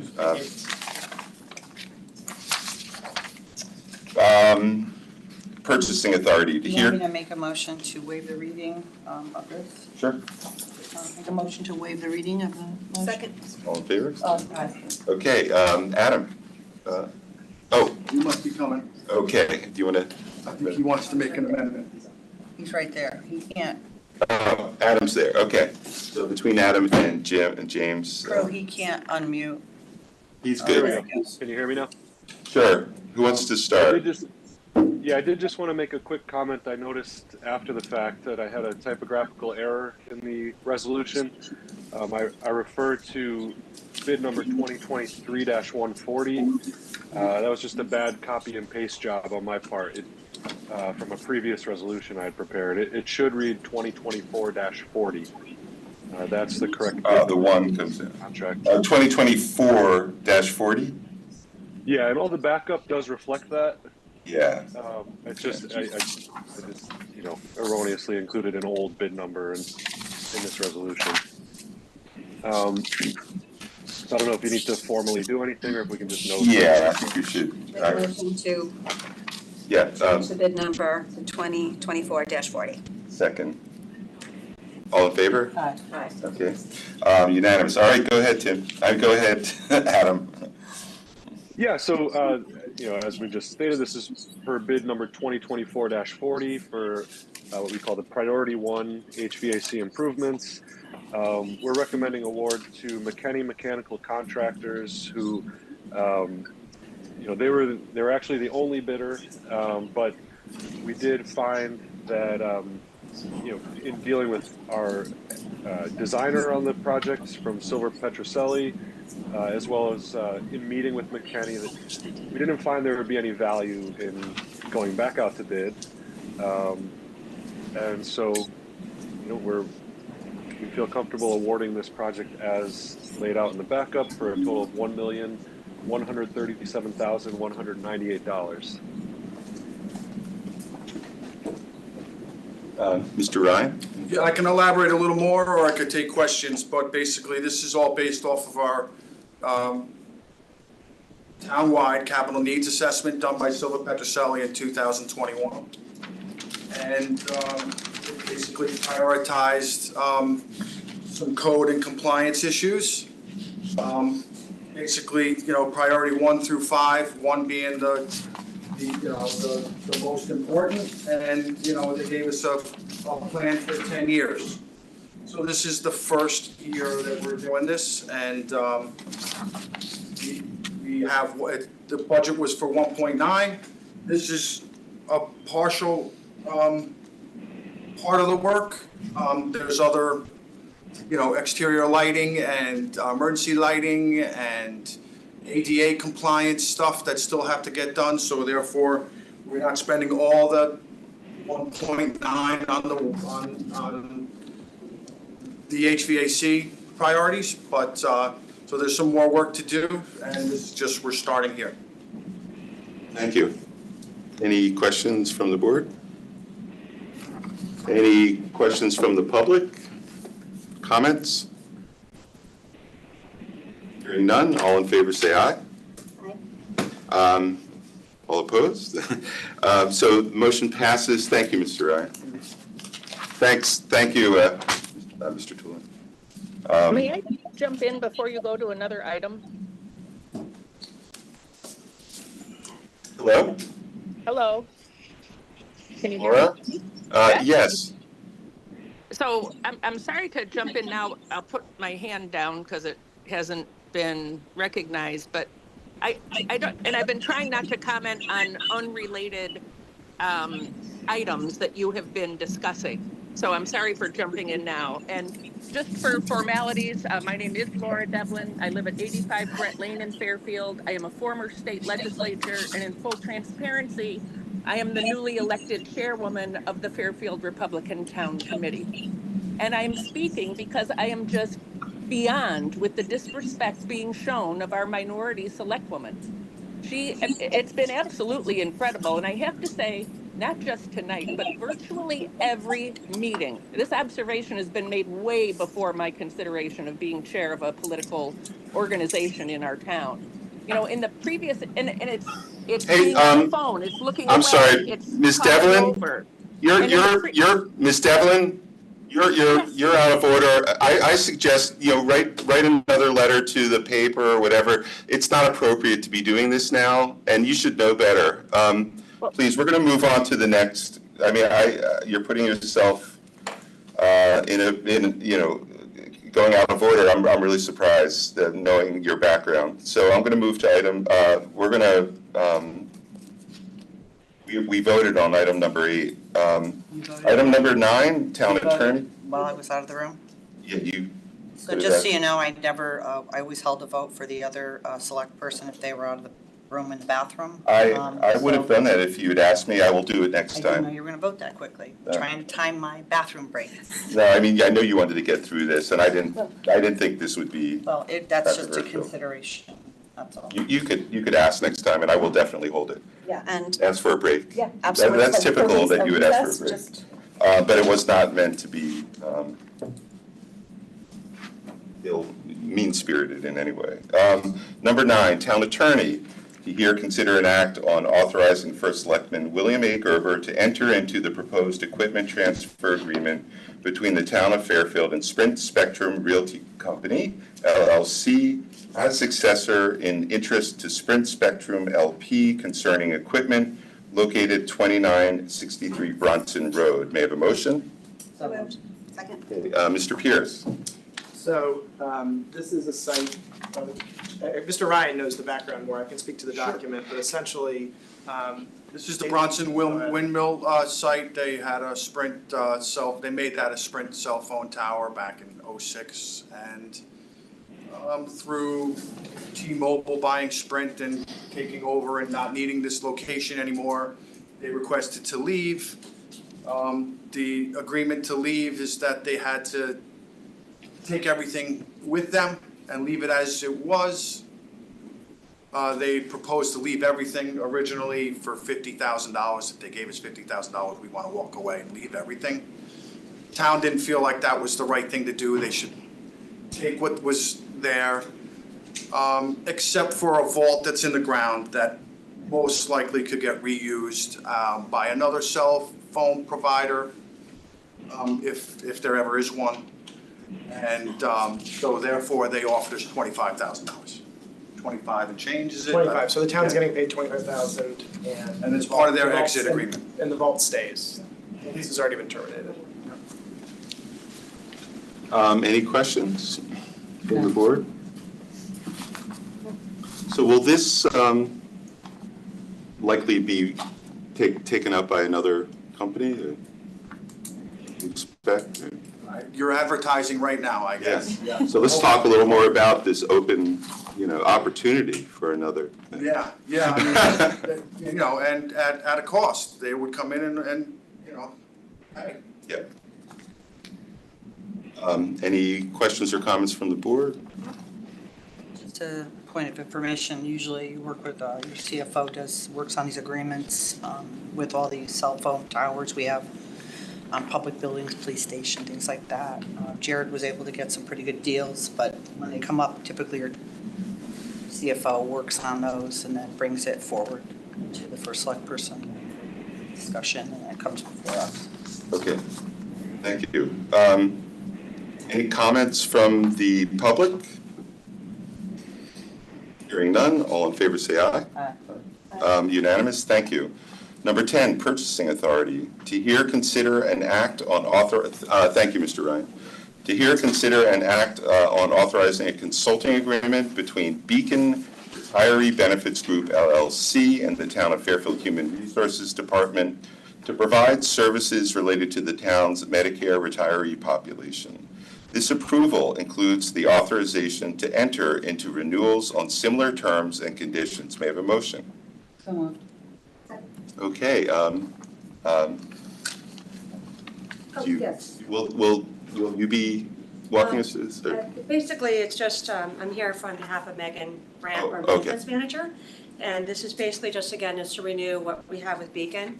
And it's for medical plan for Medicare eligible population only, to look for the RFP, to conduct an RFP. Plan and communicate plan details to retiree population. Act as retiree call center. I field questions and resolve issues pertaining to Medicare eligible retirees. Maintain eligibility data and benefits administration to Medicare medical plans. And it's roughly $7 per member per month. And it's it's been working well. We like Beacon, they do a good job, and renew it. Thank you, Ms. Simpson. Any questions from the board? Hearing none. Any from the public? Hearing none. All in favor say aye. Aye. Aye. Thank you, Kathleen. Yeah. So, purchasing authority, to hear, consider, and act on authorizing a service agreement between KnowBe4 and the Town of Fairfield Information Technology Department for services and subscriptions for the period of April 1st, 2024 through March 31st, 2025. This approval includes the authorization to enter into renewals on similar terms and conditions. May I have a motion? So moved. Second. All right. Thank you, Mr. Kelly. KnowBe4 is basically an online training system for the town employees and staff that use email primarily in town. We secure our technology infrastructure with a combination of hardware appliances, software products, policies, procedures, and whatnot. But if a human being opens the door and lets the vampire in, we're in trouble. So the idea here is to educating town staff to be very careful about what they open, click, and do on their computers. Any questions from the board? No, just that Dave does a really good job at making sure everyone follows along and does their training. The trainings are really good because they catch you. You go through the training and they say, would you click on that? And because you go through the training, all the employees have to, not to open stuff.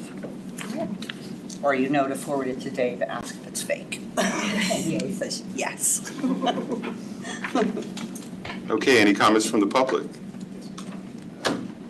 From here, or? Yeah, Kevin. Yeah. Oh, I could just be loud. Why don't you go up so you can... Cameras.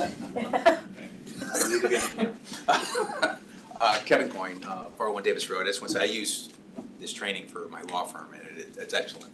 So, good choice. Thank you, Mr. Coyne. Any other comments from the public? Seeing none, all in favor say aye. Aye. All right, unanimous. Thank you. Thank you. Purchasing authority. Here, consider an act on authorizing a service agreement between Placer Labs, Inc., DBA, Placer.ai, and the Town of Fairfield Parks and Recreation Department to provide access to the Placer Venue Analytics Platform's reports and data related to town park visits. This approval includes the authorization to enter into renewals on similar terms and conditions. May I have a motion? So moved. Second. Thank you, Mr. Calabrese. Thank you. Anthony Calabrese, Director of Parks and Recreation. This software is pretty straightforward. It's an AI software that allows us to geofence certain properties, park properties, retail properties, essentially to track number of visits. And that's what we are looking to use it for. Try to capitalize on where people are coming and going, how many people are using certain facilities. A perfect example is Jennings Beach. Had them geofence that for me. The data that they collect right now goes back to 2017, so we could look at past years. We saw that over 500,000 people used Jennings Beach last year alone. We're able to see on different reports, heat maps of where they're coming from, so we know, the non-residents essentially what towns they're coming from. If we have like a hot pocket of towns that we want to start targeting, we can do that. Software also gives us the ability to see where people are going when they leave the beach or the park or the facilities. And then that opens up different marketing opportunities, potential sponsorship partners. We are trying to partner with our conservation department and our economic development department because we think that they could also utilize this software. So once we have this software, we're going to give them access to it. And I think between the three departments, this is a home run for us. Happy to answer any questions. So when will you have this once we approve it? So as soon as it's approved, it should take about a day or two to get everything up and running. So it's pretty quick. There's no installation, no real hardware. It's all through apps and stuff that they collect. Right. Fantastic. Any questions or comments from the board? Just ask, maybe to the town attorney, so I'm confused, because usually when we would do these, it was like, there was an amount, but now it seems like we're just doing agreements, lots of service agreements, which we didn't do before. So I'm not understanding. So like, in the past, we would have like a purchasing agreement, right, or a contract that and it would be for an amount, and it would be, we're entering into a contract on something we already pre-approved before, but now it seems like we're doing a lot of service agreements. And is your question, why is this before the Board of Selectmen? Right, when we made that change, several months back, Yeah, so you recall the charter allows delegation if it's less than 10,000 and. Are these all less than 10,000? Is that what this is? And it's less than, the term has to be less than a month. I think these are all long, this is longer than a month. This is an annual. This is an annual term. Okay. So currently under the charter, this has to have Board of Selectmen approval. So how come no one's ever did that before? Why is it? I don't know. That's the answer. I don't know why it wasn't done before. It's what the charter says. Right. Right, I just feel like, it's a lot, because I thought I'd be interested to have like, an amount from every department we're gonna get, because I think this is obviously requiring a lot of your time, which is legal service time, to now have to be involved with something that the former town attorneys weren't doing, but now this is doing. So how many would we expect from, say, DPW this year? How many would we expect from engineering, IT, park and rec? It's two different issues. One is legal review of agreements, which should always happen. Sure, regardless absolutely. of which body is approving it. So the legal time is not going to be different. The difference is, does the department have the authority to enter into the contract unilaterally, subject to the appropriation, or does this board have to approve it? The charter says what it says, and until we revise the charter, that's what the charter says. So that's why it's before the board. But I thought it was the department head and the first select person with the town attorney. That's the way it was. That's not in the charter. So back to my original question, can we get like itemized, like how many do we think we're gonna be doing? Because I think there's gonna be hundreds of these things. I don't think it is gonna be hundreds. I think I've worked with purchasing director. I think we have a pretty good handle on the number. I think honestly, the library's been one of the big ones that's an issue because they have so many subscriptions. Yeah. So we've tried to, as you've seen, bundle them in particular meetings, so to not take up too much of the board's time, not take up too much of the town librarian's time. But there's not, other than doing it that way and this board giving the authorization to enter into renewals, which is the language that we've added to the resolutions, there's nothing else we can do to streamline this until we do charter revision. So I'd like to add that study is worth doing as part of charter revision, so that we get a better sense of the volume and the types of contracts that we would be delegating, and definitely should do that as part of charter revision, but should not be part of this conversation because we have no choice. We're following the charter. I mean, we have to follow the charter, and we haven't been following the charter in the past. We had this conversation. No, I was just curious because yeah. I noticed a lot more of these coming up, and I just wanted to Yeah. ask if we were going to be.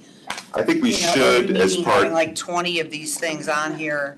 We should. When in the last 25 years, we didn't. So the town was violating it for 25 years, I guess. The charter's been violated for a lot of things. For this, yeah. it seems, I mean, I don't know. I just want to get a sense of where we're going. And, Yeah. Hi, this is Adam Tulin. Can I just make a quick comment? So, the police department has already done the exercise that you're asking about, Brenda. I know that Anthony, just in the past week, Mr. Calabrese gave me a list. So I do think it's a good idea for me to do some more outreach and research on this. So I will do that. The only other thing I'll add is the initial number might look a little scary, but as I'm finding going through Mr. Calabrese's list, is they don't all need to go before the Board of Selectmen inherently. Like if there are things that are perhaps per a state contract, maybe that doesn't need to because the town of Fairfield is already an authorized party to the state contract. So this is strictly where new contracts need to be signed that have not previously been approved by the Board of Selectmen or a contract authority entity like the state of Connecticut. So, but I will go ahead and do some more research on this so that we can get a better idea. So Adam, just you were saying that.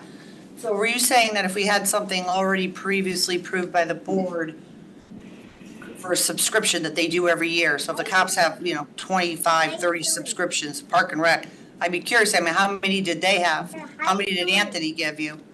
How you doing? Very good. How are you? Adam, how many did Anthony give you? Was it maybe 30 or 40, Anthony? 81. 81. Sorry, you're right. It was on 3 tabs. You're right. Okay, well, there may have been a very good reason why they weren't doing that. But Adam, I think. Up. Yeah, I sent you literally everything we thought, that was over 30 days and, regardless of the amount. But like you said, if something was on the state bid list, I assume that you would take that off and you'll get that list a little shorter.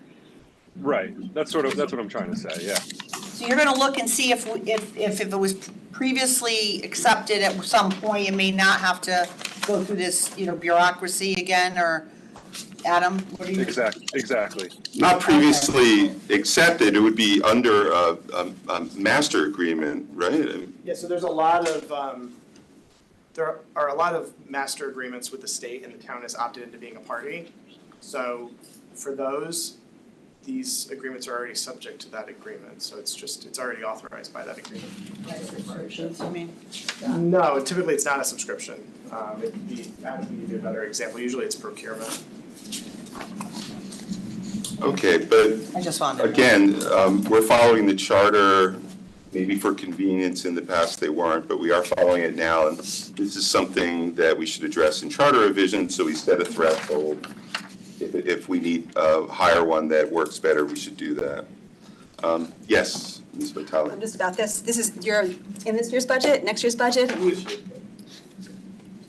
Yep, put this into effect immediately. Any other comments? Mr. Barnhart.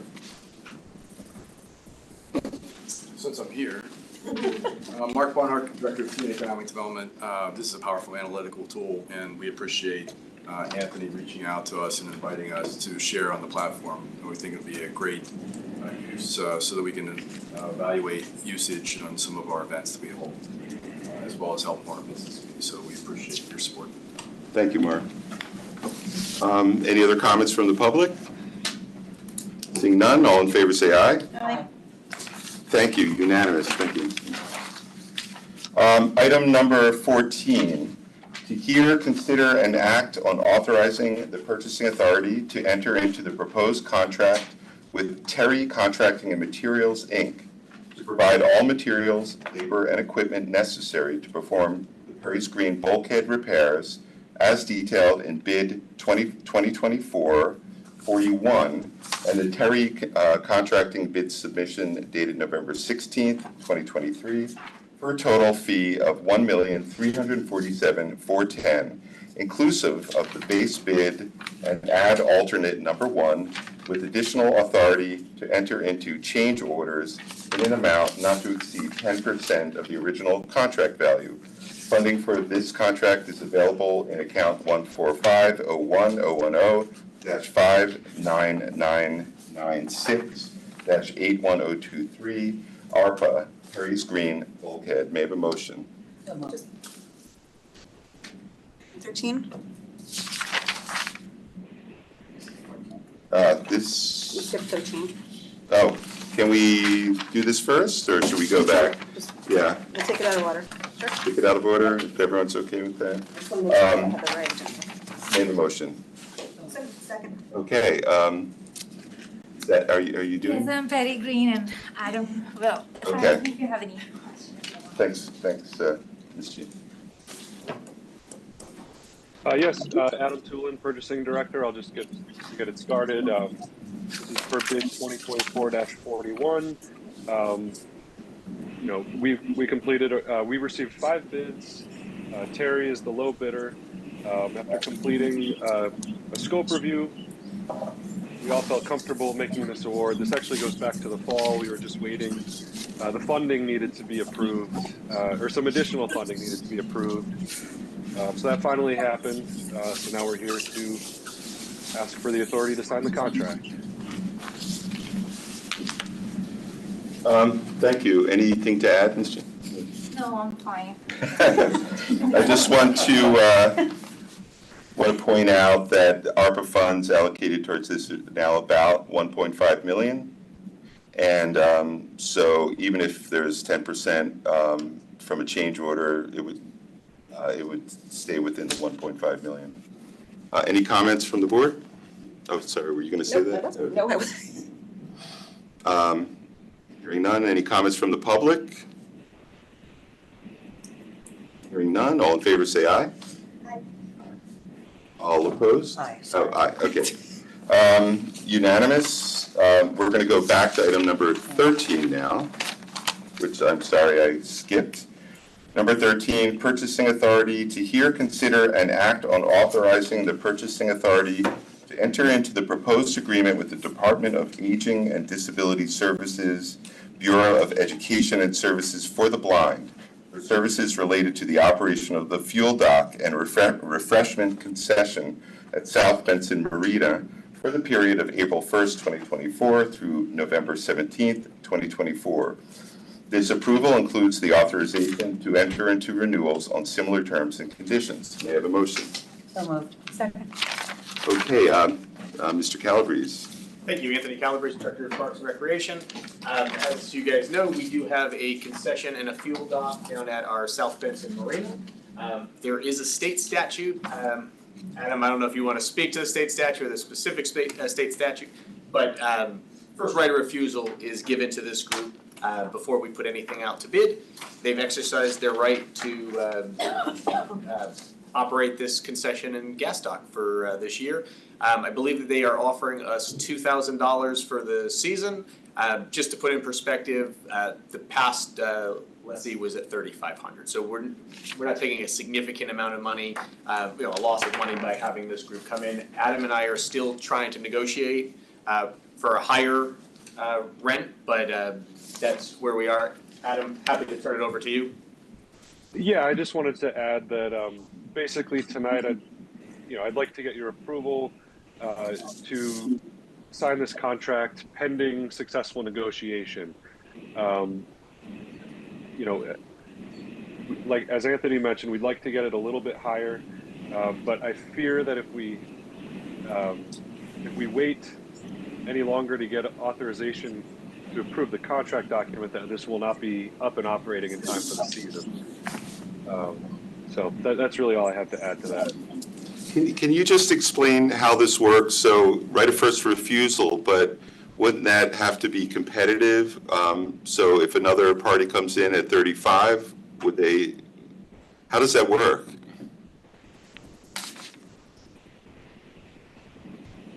I honestly don't know.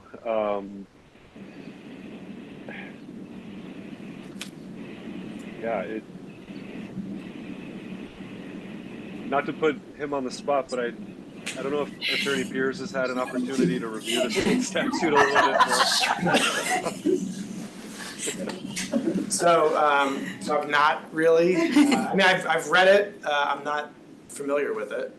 It doesn't really define how they're supposed to be paid. I think that they've got to pay us a reasonable amount for it. So if this is not reasonable, I think we should negotiate something that's reasonable. But I've not researched it yet and evaluated it. So.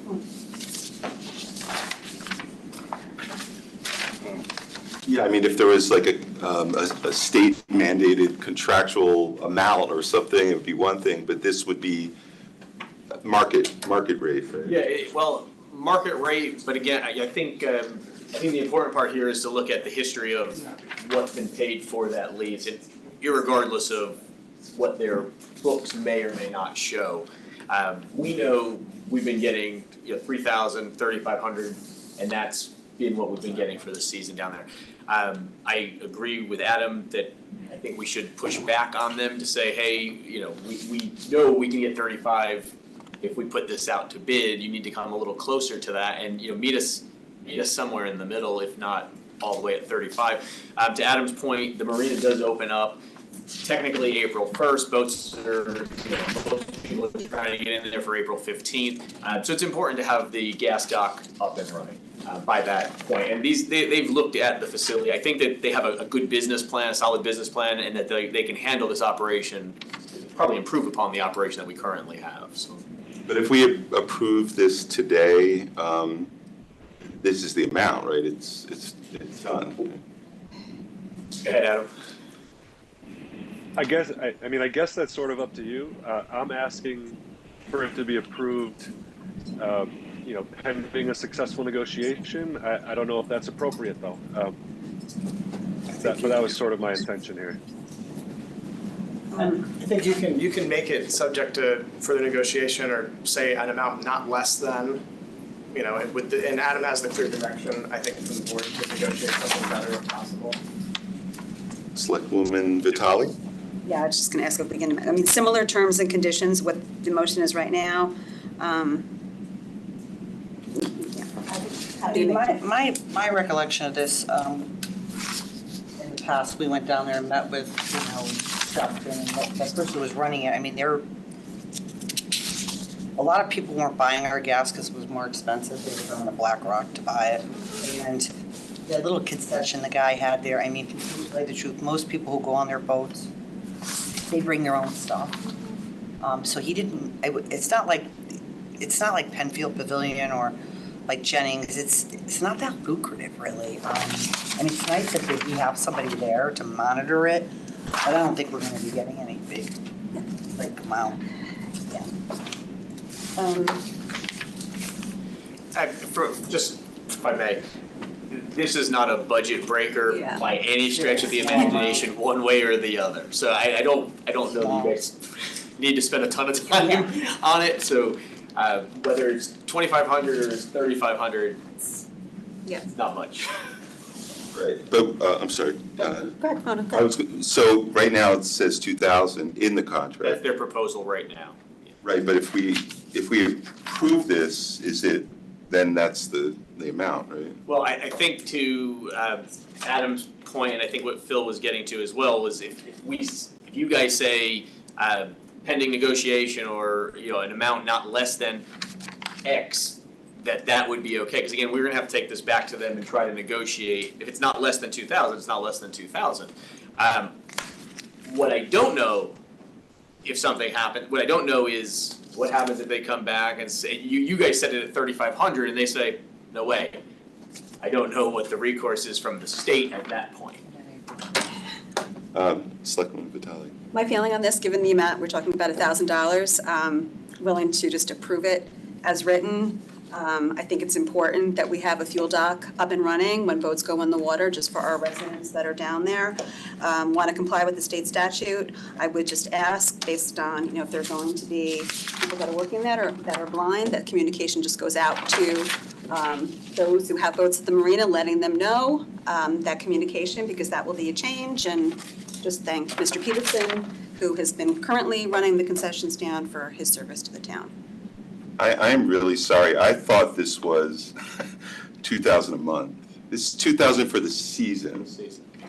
Never mind. And also I that withdraw my. we keep the gas pump too, because the fire and police both. Right, and we can still use, we need I a. totally missed that. I'm sorry. Okay. I withdraw any comments that I gave. Sorry. Any other comments from the board? No. Any from the public? Seeing none, all in favor say aye. Aye. Thank you. Have a good evening. Thank you. Sorry about that. Oh, 15. Okay. Item number 15, Community and Economic Development Director. To hear, consider, and reauthorize the pilot operating agreement between the Town of Fairfield and Bird Rides, Inc. to operate a stand-up electric scooter sharing system with the Town of Fairfield at no cost to the Town of Fairfield for an additional 1 year starting April 21st, 2024. May I have a motion? So. Okay, Mr. Barnhart. Mark Barnhart, Director of Community Economic Development. Just to keep this brief, I provided a report of the last meeting last month. I neglected to ask for action on the item, which I'm trying to address here, because the contract does automatically renew. It is, regardless, if we renew it, it is subject to a 90-day termination clause for any reason. If the town decides at some point that they're not meeting requirements, or for whatever reason we decide to end it, we could do that. But I just wanted to put it before the board, because otherwise it would automatically renew that. So getting response from the provider that would like to put out scooters, and I said, let's hold off until we have some action by the board. Any questions, comments from the board? Ms. Vitale? I have concerns about this program right now. Heard from a lot of residents, just in terms of seeing children on these scooters without helmets, scooters being left across town and not being picked up in a timely fashion, hearing that this company might be filing for bankruptcy, has filed for bankruptcy. I totally support alternative modes of transportation, but I almost think that we should just not renew this and start over to have proper systems in place, and maybe go out to bid and take a comprehensive look of what we want this to look like in town. I know right now it's centered around downtown and the university, but be open to see if there's other parts of town that maybe would also benefit from having electric scooters. Have conversations with the university if they want to potentially be part of this and have the scooters on campus. So for that reason, I'm not likely to, just the risk and the uncertainty about this right now gives me pause, and will not be supporting this today. Yeah, would you? So just ask you, Mark, I mean, their current situation with them being in, filing for chapter, whatever they did to protect themselves. I mean, are they still They're operating. operating. You know, like many companies file for Chapter 11 bankruptcy, but continue to operate and provide services. So, I mean, to Valley's point, have gotten complaints. Haven't been excessive, and some of them are attributable to private scooters. You know, there are a lot of people running scooters around. I think the company has tried to respond to those by introducing facial recognition technology to prevent new users who sign up to ensure that they're age appropriate. But we did clearly have some operational issues with the change in fleet manager this past year. You know, if the board were to renew it, we definitely talk to her and their local fleet manager with the police department to ensure that that will not continue. But it's up to you. I do think, as I mentioned in my report, if we're going to continue to provide or allow for providers to operate a shared scooter system in town, I think there needs to be an operational structure through an ordinance or some other regulatory process. I think we're beyond a pilot at some point. If we want to extend it for another year, I could see doing so, but the purpose of a pilot is to gather information to determine whether or not there's public support and demand, assess operational issues and understand what challenges there are so we can address those going forward. And I think we have enough data to do that. Right, and I mean, to his point, when they first started, there were kids driving them. But then they put the facial recognition, the ID, you gotta have a credit card. 90% of the people who would complain about these were complaining about private scooters.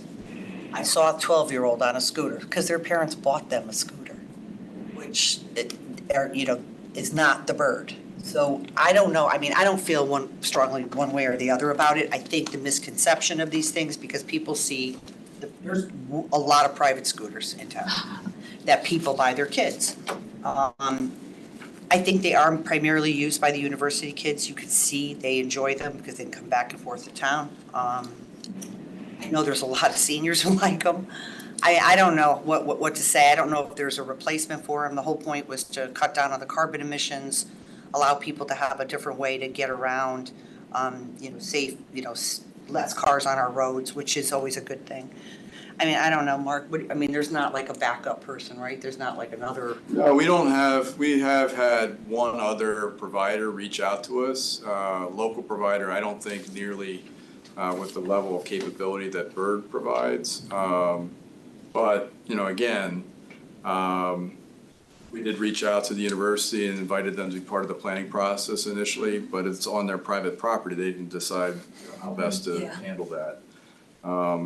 At the time, with the pilot, we thought it would be best to keep it fairly controlled in terms of the operational territory. But, really, I don't have a dog in this fight either way. It's really up to you. I guess I drew the short straw in terms of the administrative support for this. It's always the case, Mark. But, and I don't mind. We've taken complaints. I will say that the point that then Kupchak raised, probably still get complaints regarding people riding scooters because it will be, private scooters. I'll just say a couple things. One is conceptually, it's a great idea to get people off the road in cars, off the road on scooters. We're not a very bike-friendly town. We're also not a scooter-friendly town. So as we work on traffic calming, scooters may become, in my hope, would they become more viable, safer, less risky.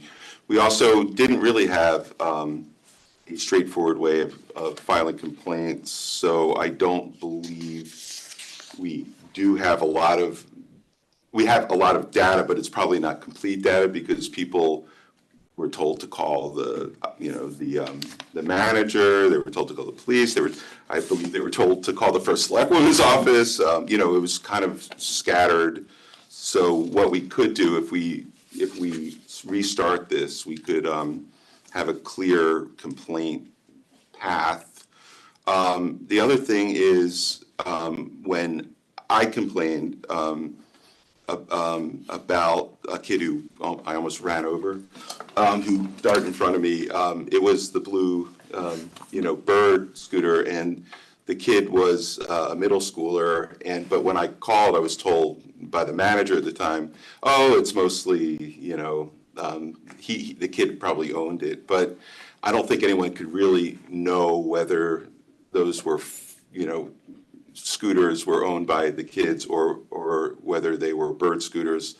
The people looking at it would know by the blue, the blue handle.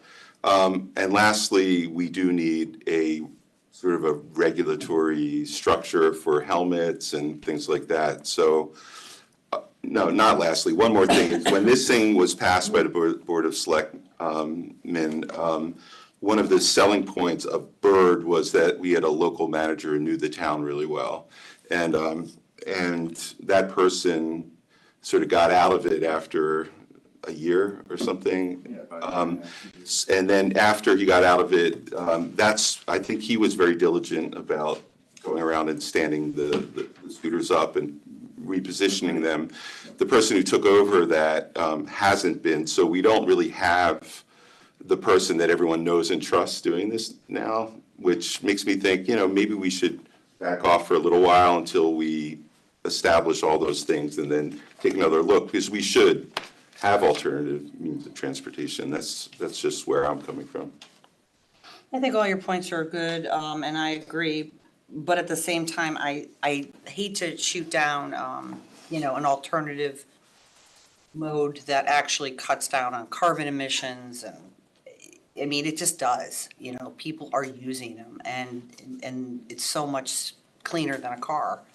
I'm a little hesitant, and I wouldn't vote against it. I think we can do things to get them to clean up their act like we did years ago when they first came in with the facial recognition, to say, pick them up, or put them, make sure because they were right on it when the town would reach out to them saying, oh, your scooters are strewn all over, and then boom, like magically they turned it around, picking them up, making sure they were put back. And it's in their best interest to have them standing up, looking attractive, because nobody wants to pick up a scooter that's on the ground. They're more inclined to rent it if it's standing up, looking like jump on me. So just for the environmental piece, I think, I would like to continue, I'd like the town to at least continue it and maybe put a survey out, ask the community what they think, put it in the newsletter, ask the community what they think, and then go from there based on that data and see how this company, who knows, in a year from now, they could be belly up and it won't even be a discussion, or even less time. I'm planning on voting against this. It does kind of pain me to vote against it, but I think this isn't necessarily the right company, and we're not necessarily prepared for this yet, and I think we should prepare the town better, including working with the university. They should be, and if they don't want them on campus, that kind of is strange because they're strewn across, the entrance to the campus, and sometimes those are the ones on the, on the corner falling down. So they should be able to ride them up to the dorms, right? But if the school doesn't want it, maybe we could ask them why. We could sort of create a better, maybe, I don't know, regime. Do you want to? I just wanted to point out that if it is allowed to renew, then the termination is 90 days, so the town's not locked in for a full year. Just wanted to emphasize that. That's good to know. It's worth, I think, trying to let it go for another 90 and see if they could get their act together. And then we can always reassess it. Maybe you could send something out, get some surveys, do a little bit more. Maybe you could even talk to them a little bit more and get some more information within 90 days. Did you want to say something? I'm still, I've just seen 2 kids on those scooters, and it also gives me. On a Bird? On Bird. And it also concerns me of our college students potentially using them as a means of transportation to potentially go out and party, and, may or may not be the safest, depending on, if alcohol is involved in it, especially if there's not helmets. I feel like it's a accident waiting to happen without the right regulations in place. And I share both of your concerns. It sounds wonderful in terms of reducing the carbon footprint. I'm not really sure how much we're actually doing that, because when I see people, it just seems like they're just kind of going for a ride. It's not necessarily replacing a means of transportation. It's more of something just fun to do, so.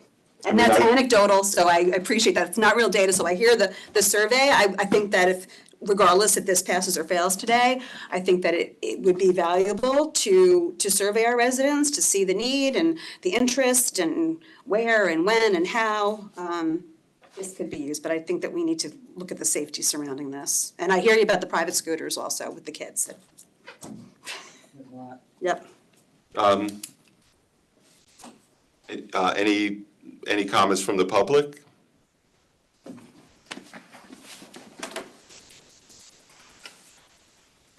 Hi, my name is Megan McCloat, 2815 Reading Road. I do want to comment on the bird issue in this order, and then I do want to ask if there's going to be an opportunity for public comment for issues that were tried to be raised and there wasn't any monitoring of the chat on the Zoom. So in keeping with order, I just want to start with whether that will be afforded an opportunity later. If there's no new business on the agenda or anything, I don't know if there will be appropriate time. I mean, it depends if it's, How does the new one work now? Because when we had WebEx, we had the little chat thing where people used to put their names, but this is a new system. How does it work now? I don't know, she had to leave because she had to go to Board of Ed. But if people want to, you don't see anybody like we used to on the right?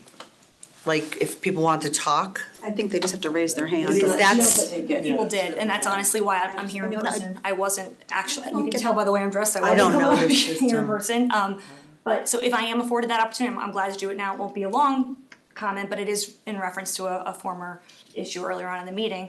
But specifically to the birds, I do want to say, Christina, I'm very inclined to agree with you, and again, not commenting on any of the carbon emissions or anything. I've seen issues with these scooters all over, and it is no wonder as to why the university doesn't want them on their campus, because it's a huge liability red flag.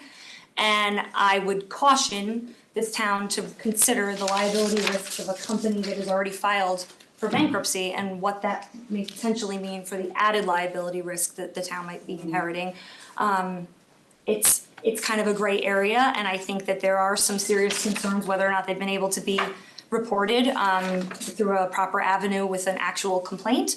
I think it's something to consider. On any contract that we'd be considering renewing, I would say there should be an added level of scrutiny if it's a company that's already filed for bankruptcy protection, because as anybody knows from any corporate background, it has a whole nother layer of risk, and the first things that people cut are insurance coverage and things like that. So I think it's a good reason to bring it up now. That being said, very laudable goals of eliminating the carbon footprint, and I think if there's another provider, it definitely would be worth investigating. If I may just use this opportunity to say one really quick comment, just because I feel it needs to be stressed, and I'm just saying this, I know I'm not alone.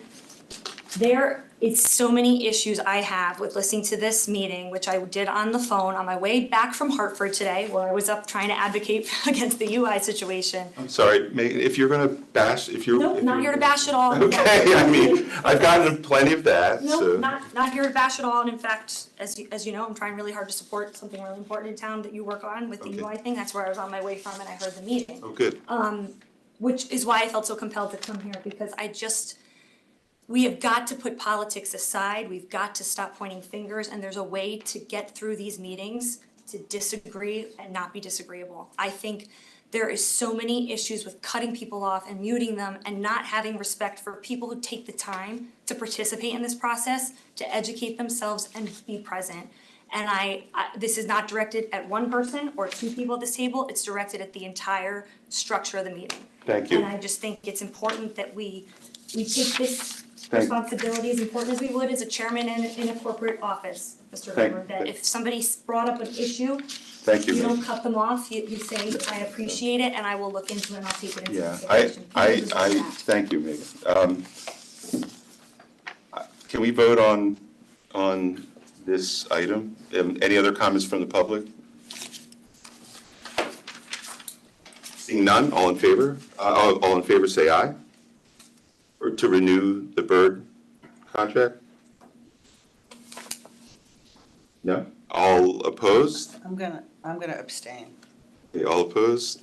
One abstention. The item does not pass. The contract will not be renewed. And I just want to make a quick. Notify them accordingly so that it does not roll over. You will notify them. Yeah, thank you. Yeah, we're not there. Thank you, Mr. Barnhart. Thank you, Mr. Barnhart. And just for the record, I abstain only because I don't think I had enough information to make that decision 90 days. But again, I respect the board if they choose to do that, so.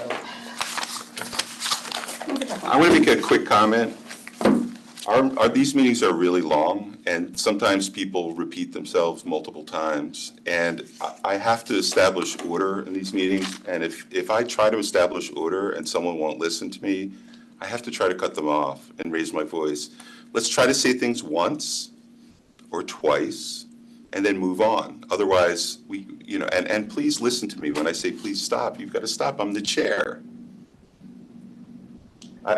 So that's when I try to cut people off, I want to give everyone the opportunity to speak, but sometimes things are said 3 or 4 times for 10 minutes, and I'm not going to repeat myself now here saying that. So that is if that's interpreted as being rude, I'm sorry. My job is to try to run an orderly meeting. I'm trying to get up to speed.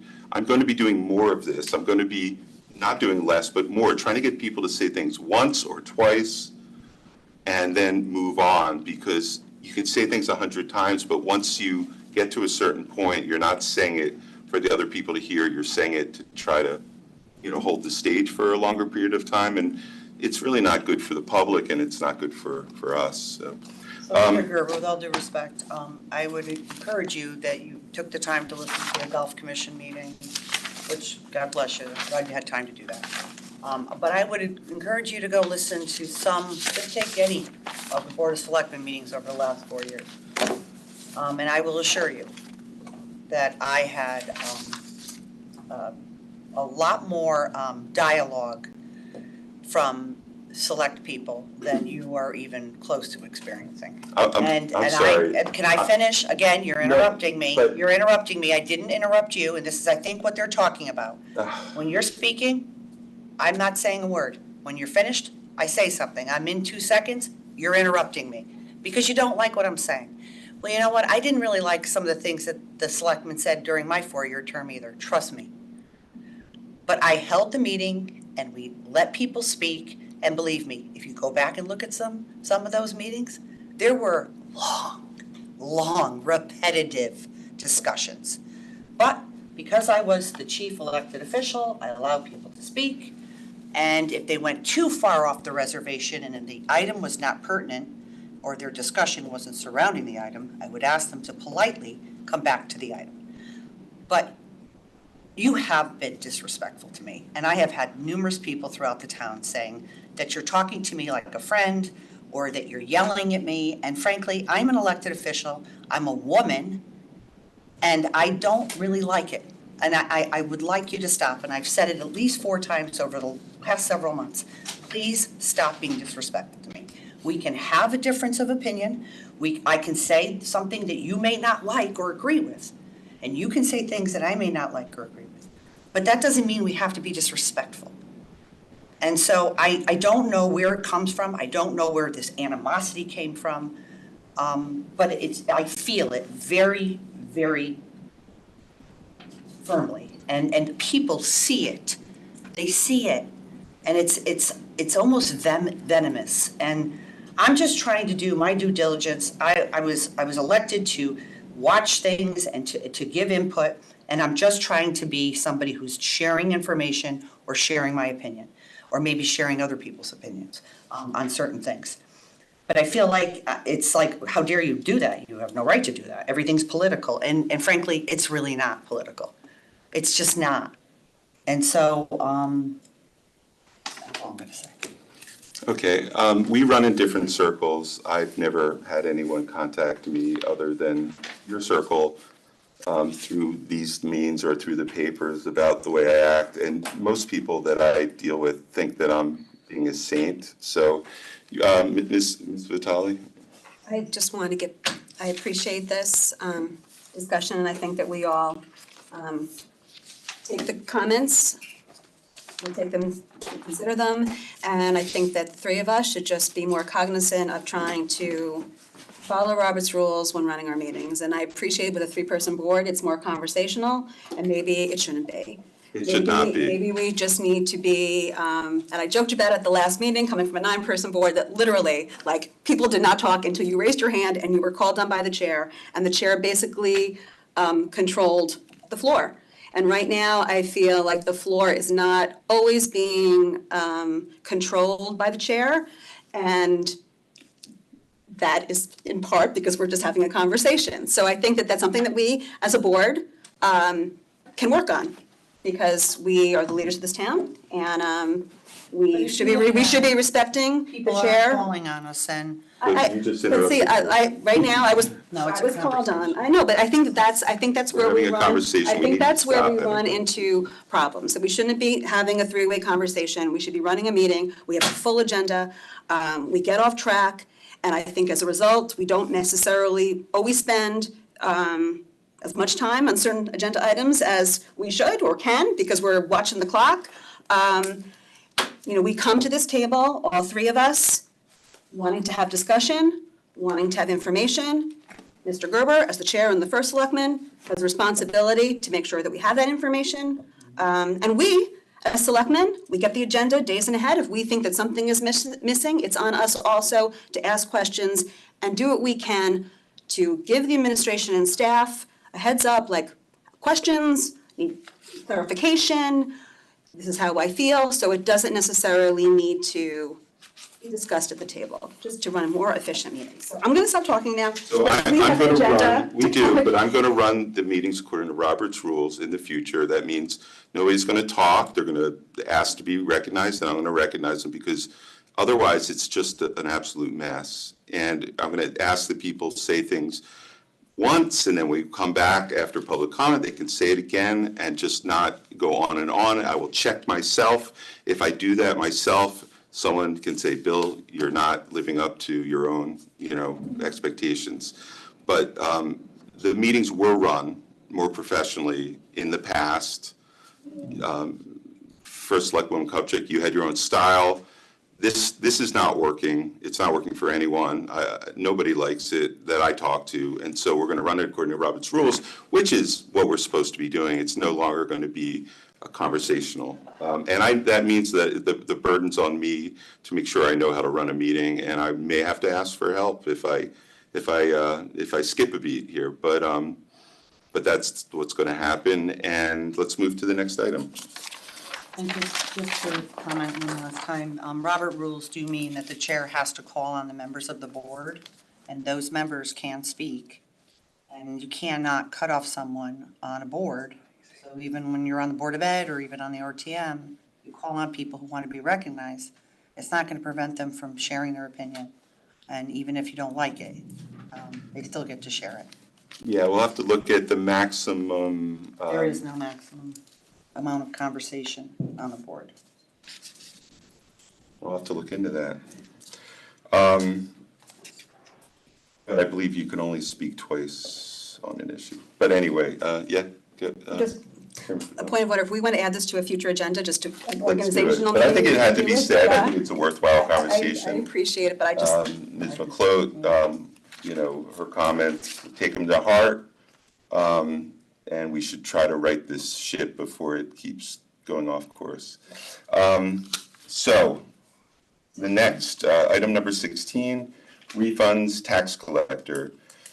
To consider and act upon tax refunds as recommended by the tax collector in the amount of $36,635.55. May I have a motion? Second. Any comments from the board? Any from the public? Seeing none, all in favor, say aye. Aye. Motion passes unanimous. Number 17, town attorney. To hear, consider, and act on authorizing the town attorney to enter into an agreement on behalf of the town of Fairfield with Rose Caller LLP for the provision of legal services. May I have a motion? Okay, Mr. Pierce. So Rose Caller is a law firm that the town's been using for a number of years.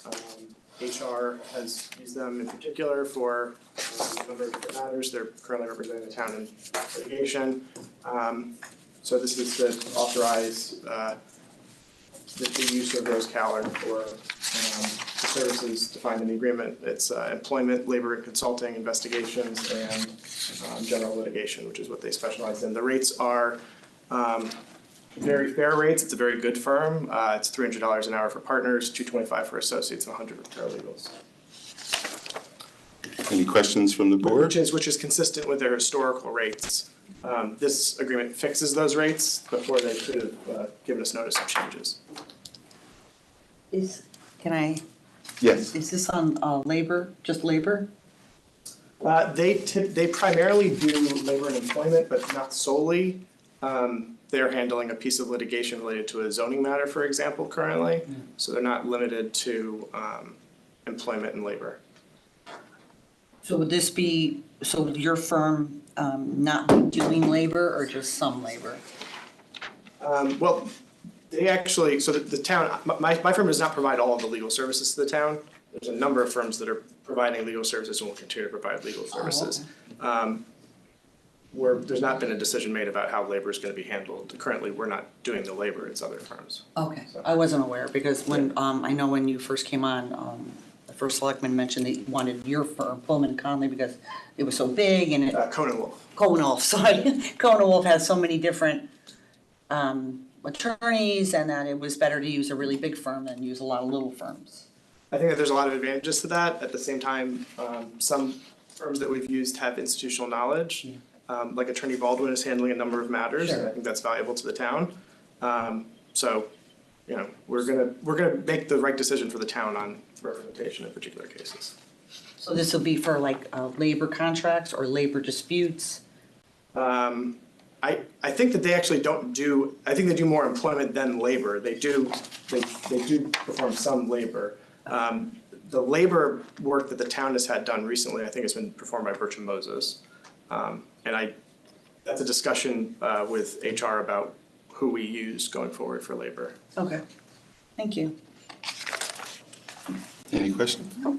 Any comments from the public?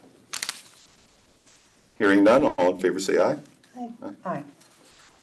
Unanimous. Okay, we need to take a vote to go into executive session. So I'm going to read Town Attorney, Executive Session with Town Attorney Philip Pierce and Attorney Rick Aiken to discuss a potential settlement in Timothy Ward versus the Town of Fairfield, possible action to approve settlement after executive session. And B, Executive Session with Town Attorney Philip Pierce and Ross Murray to discuss potential settlements in June McKenzie versus Town of Fairfield and Aquarian Water Company of Connecticut versus Town of Fairfield, possible action to approve settlements after executive session. May I have a motion? Second. Okay, all in favor? Aye. All right, we're going to go into executive session. Excuse me, I just have a question. I have to leave because I have a meeting I have two other meetings, but can someone text me, please, when you're out of executive session so I can let Jeff from FairTV know that he's got to bring everybody back in? And then what are we going to do about the meeting? I don't know if it helps, but I'm sorry. Well, they're not gonna have to wait long. Okay. I mean, not to wait, but it won't be very long. Okay. Like, it'll be, 7:10 at the most. I mean, these are kind of quick matters. All right, so let me just go tell them.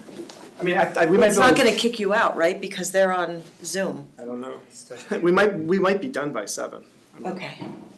All right, so then I'll just wait. So are we? I'll just wait. No, we're not in executive All session. right, let me. The recording's still going. Sent me a picture of a dress I wore Oh my God. 25 years ago that I gave her. She's wearing it. Oh my God, let me just I ask feel Jeff. so happy. Recording stopped. Okay, he's got it. Looks adorable. All right, Jeff, I'm gonna stay. I'll text you when they're done. Who's running the FairTV?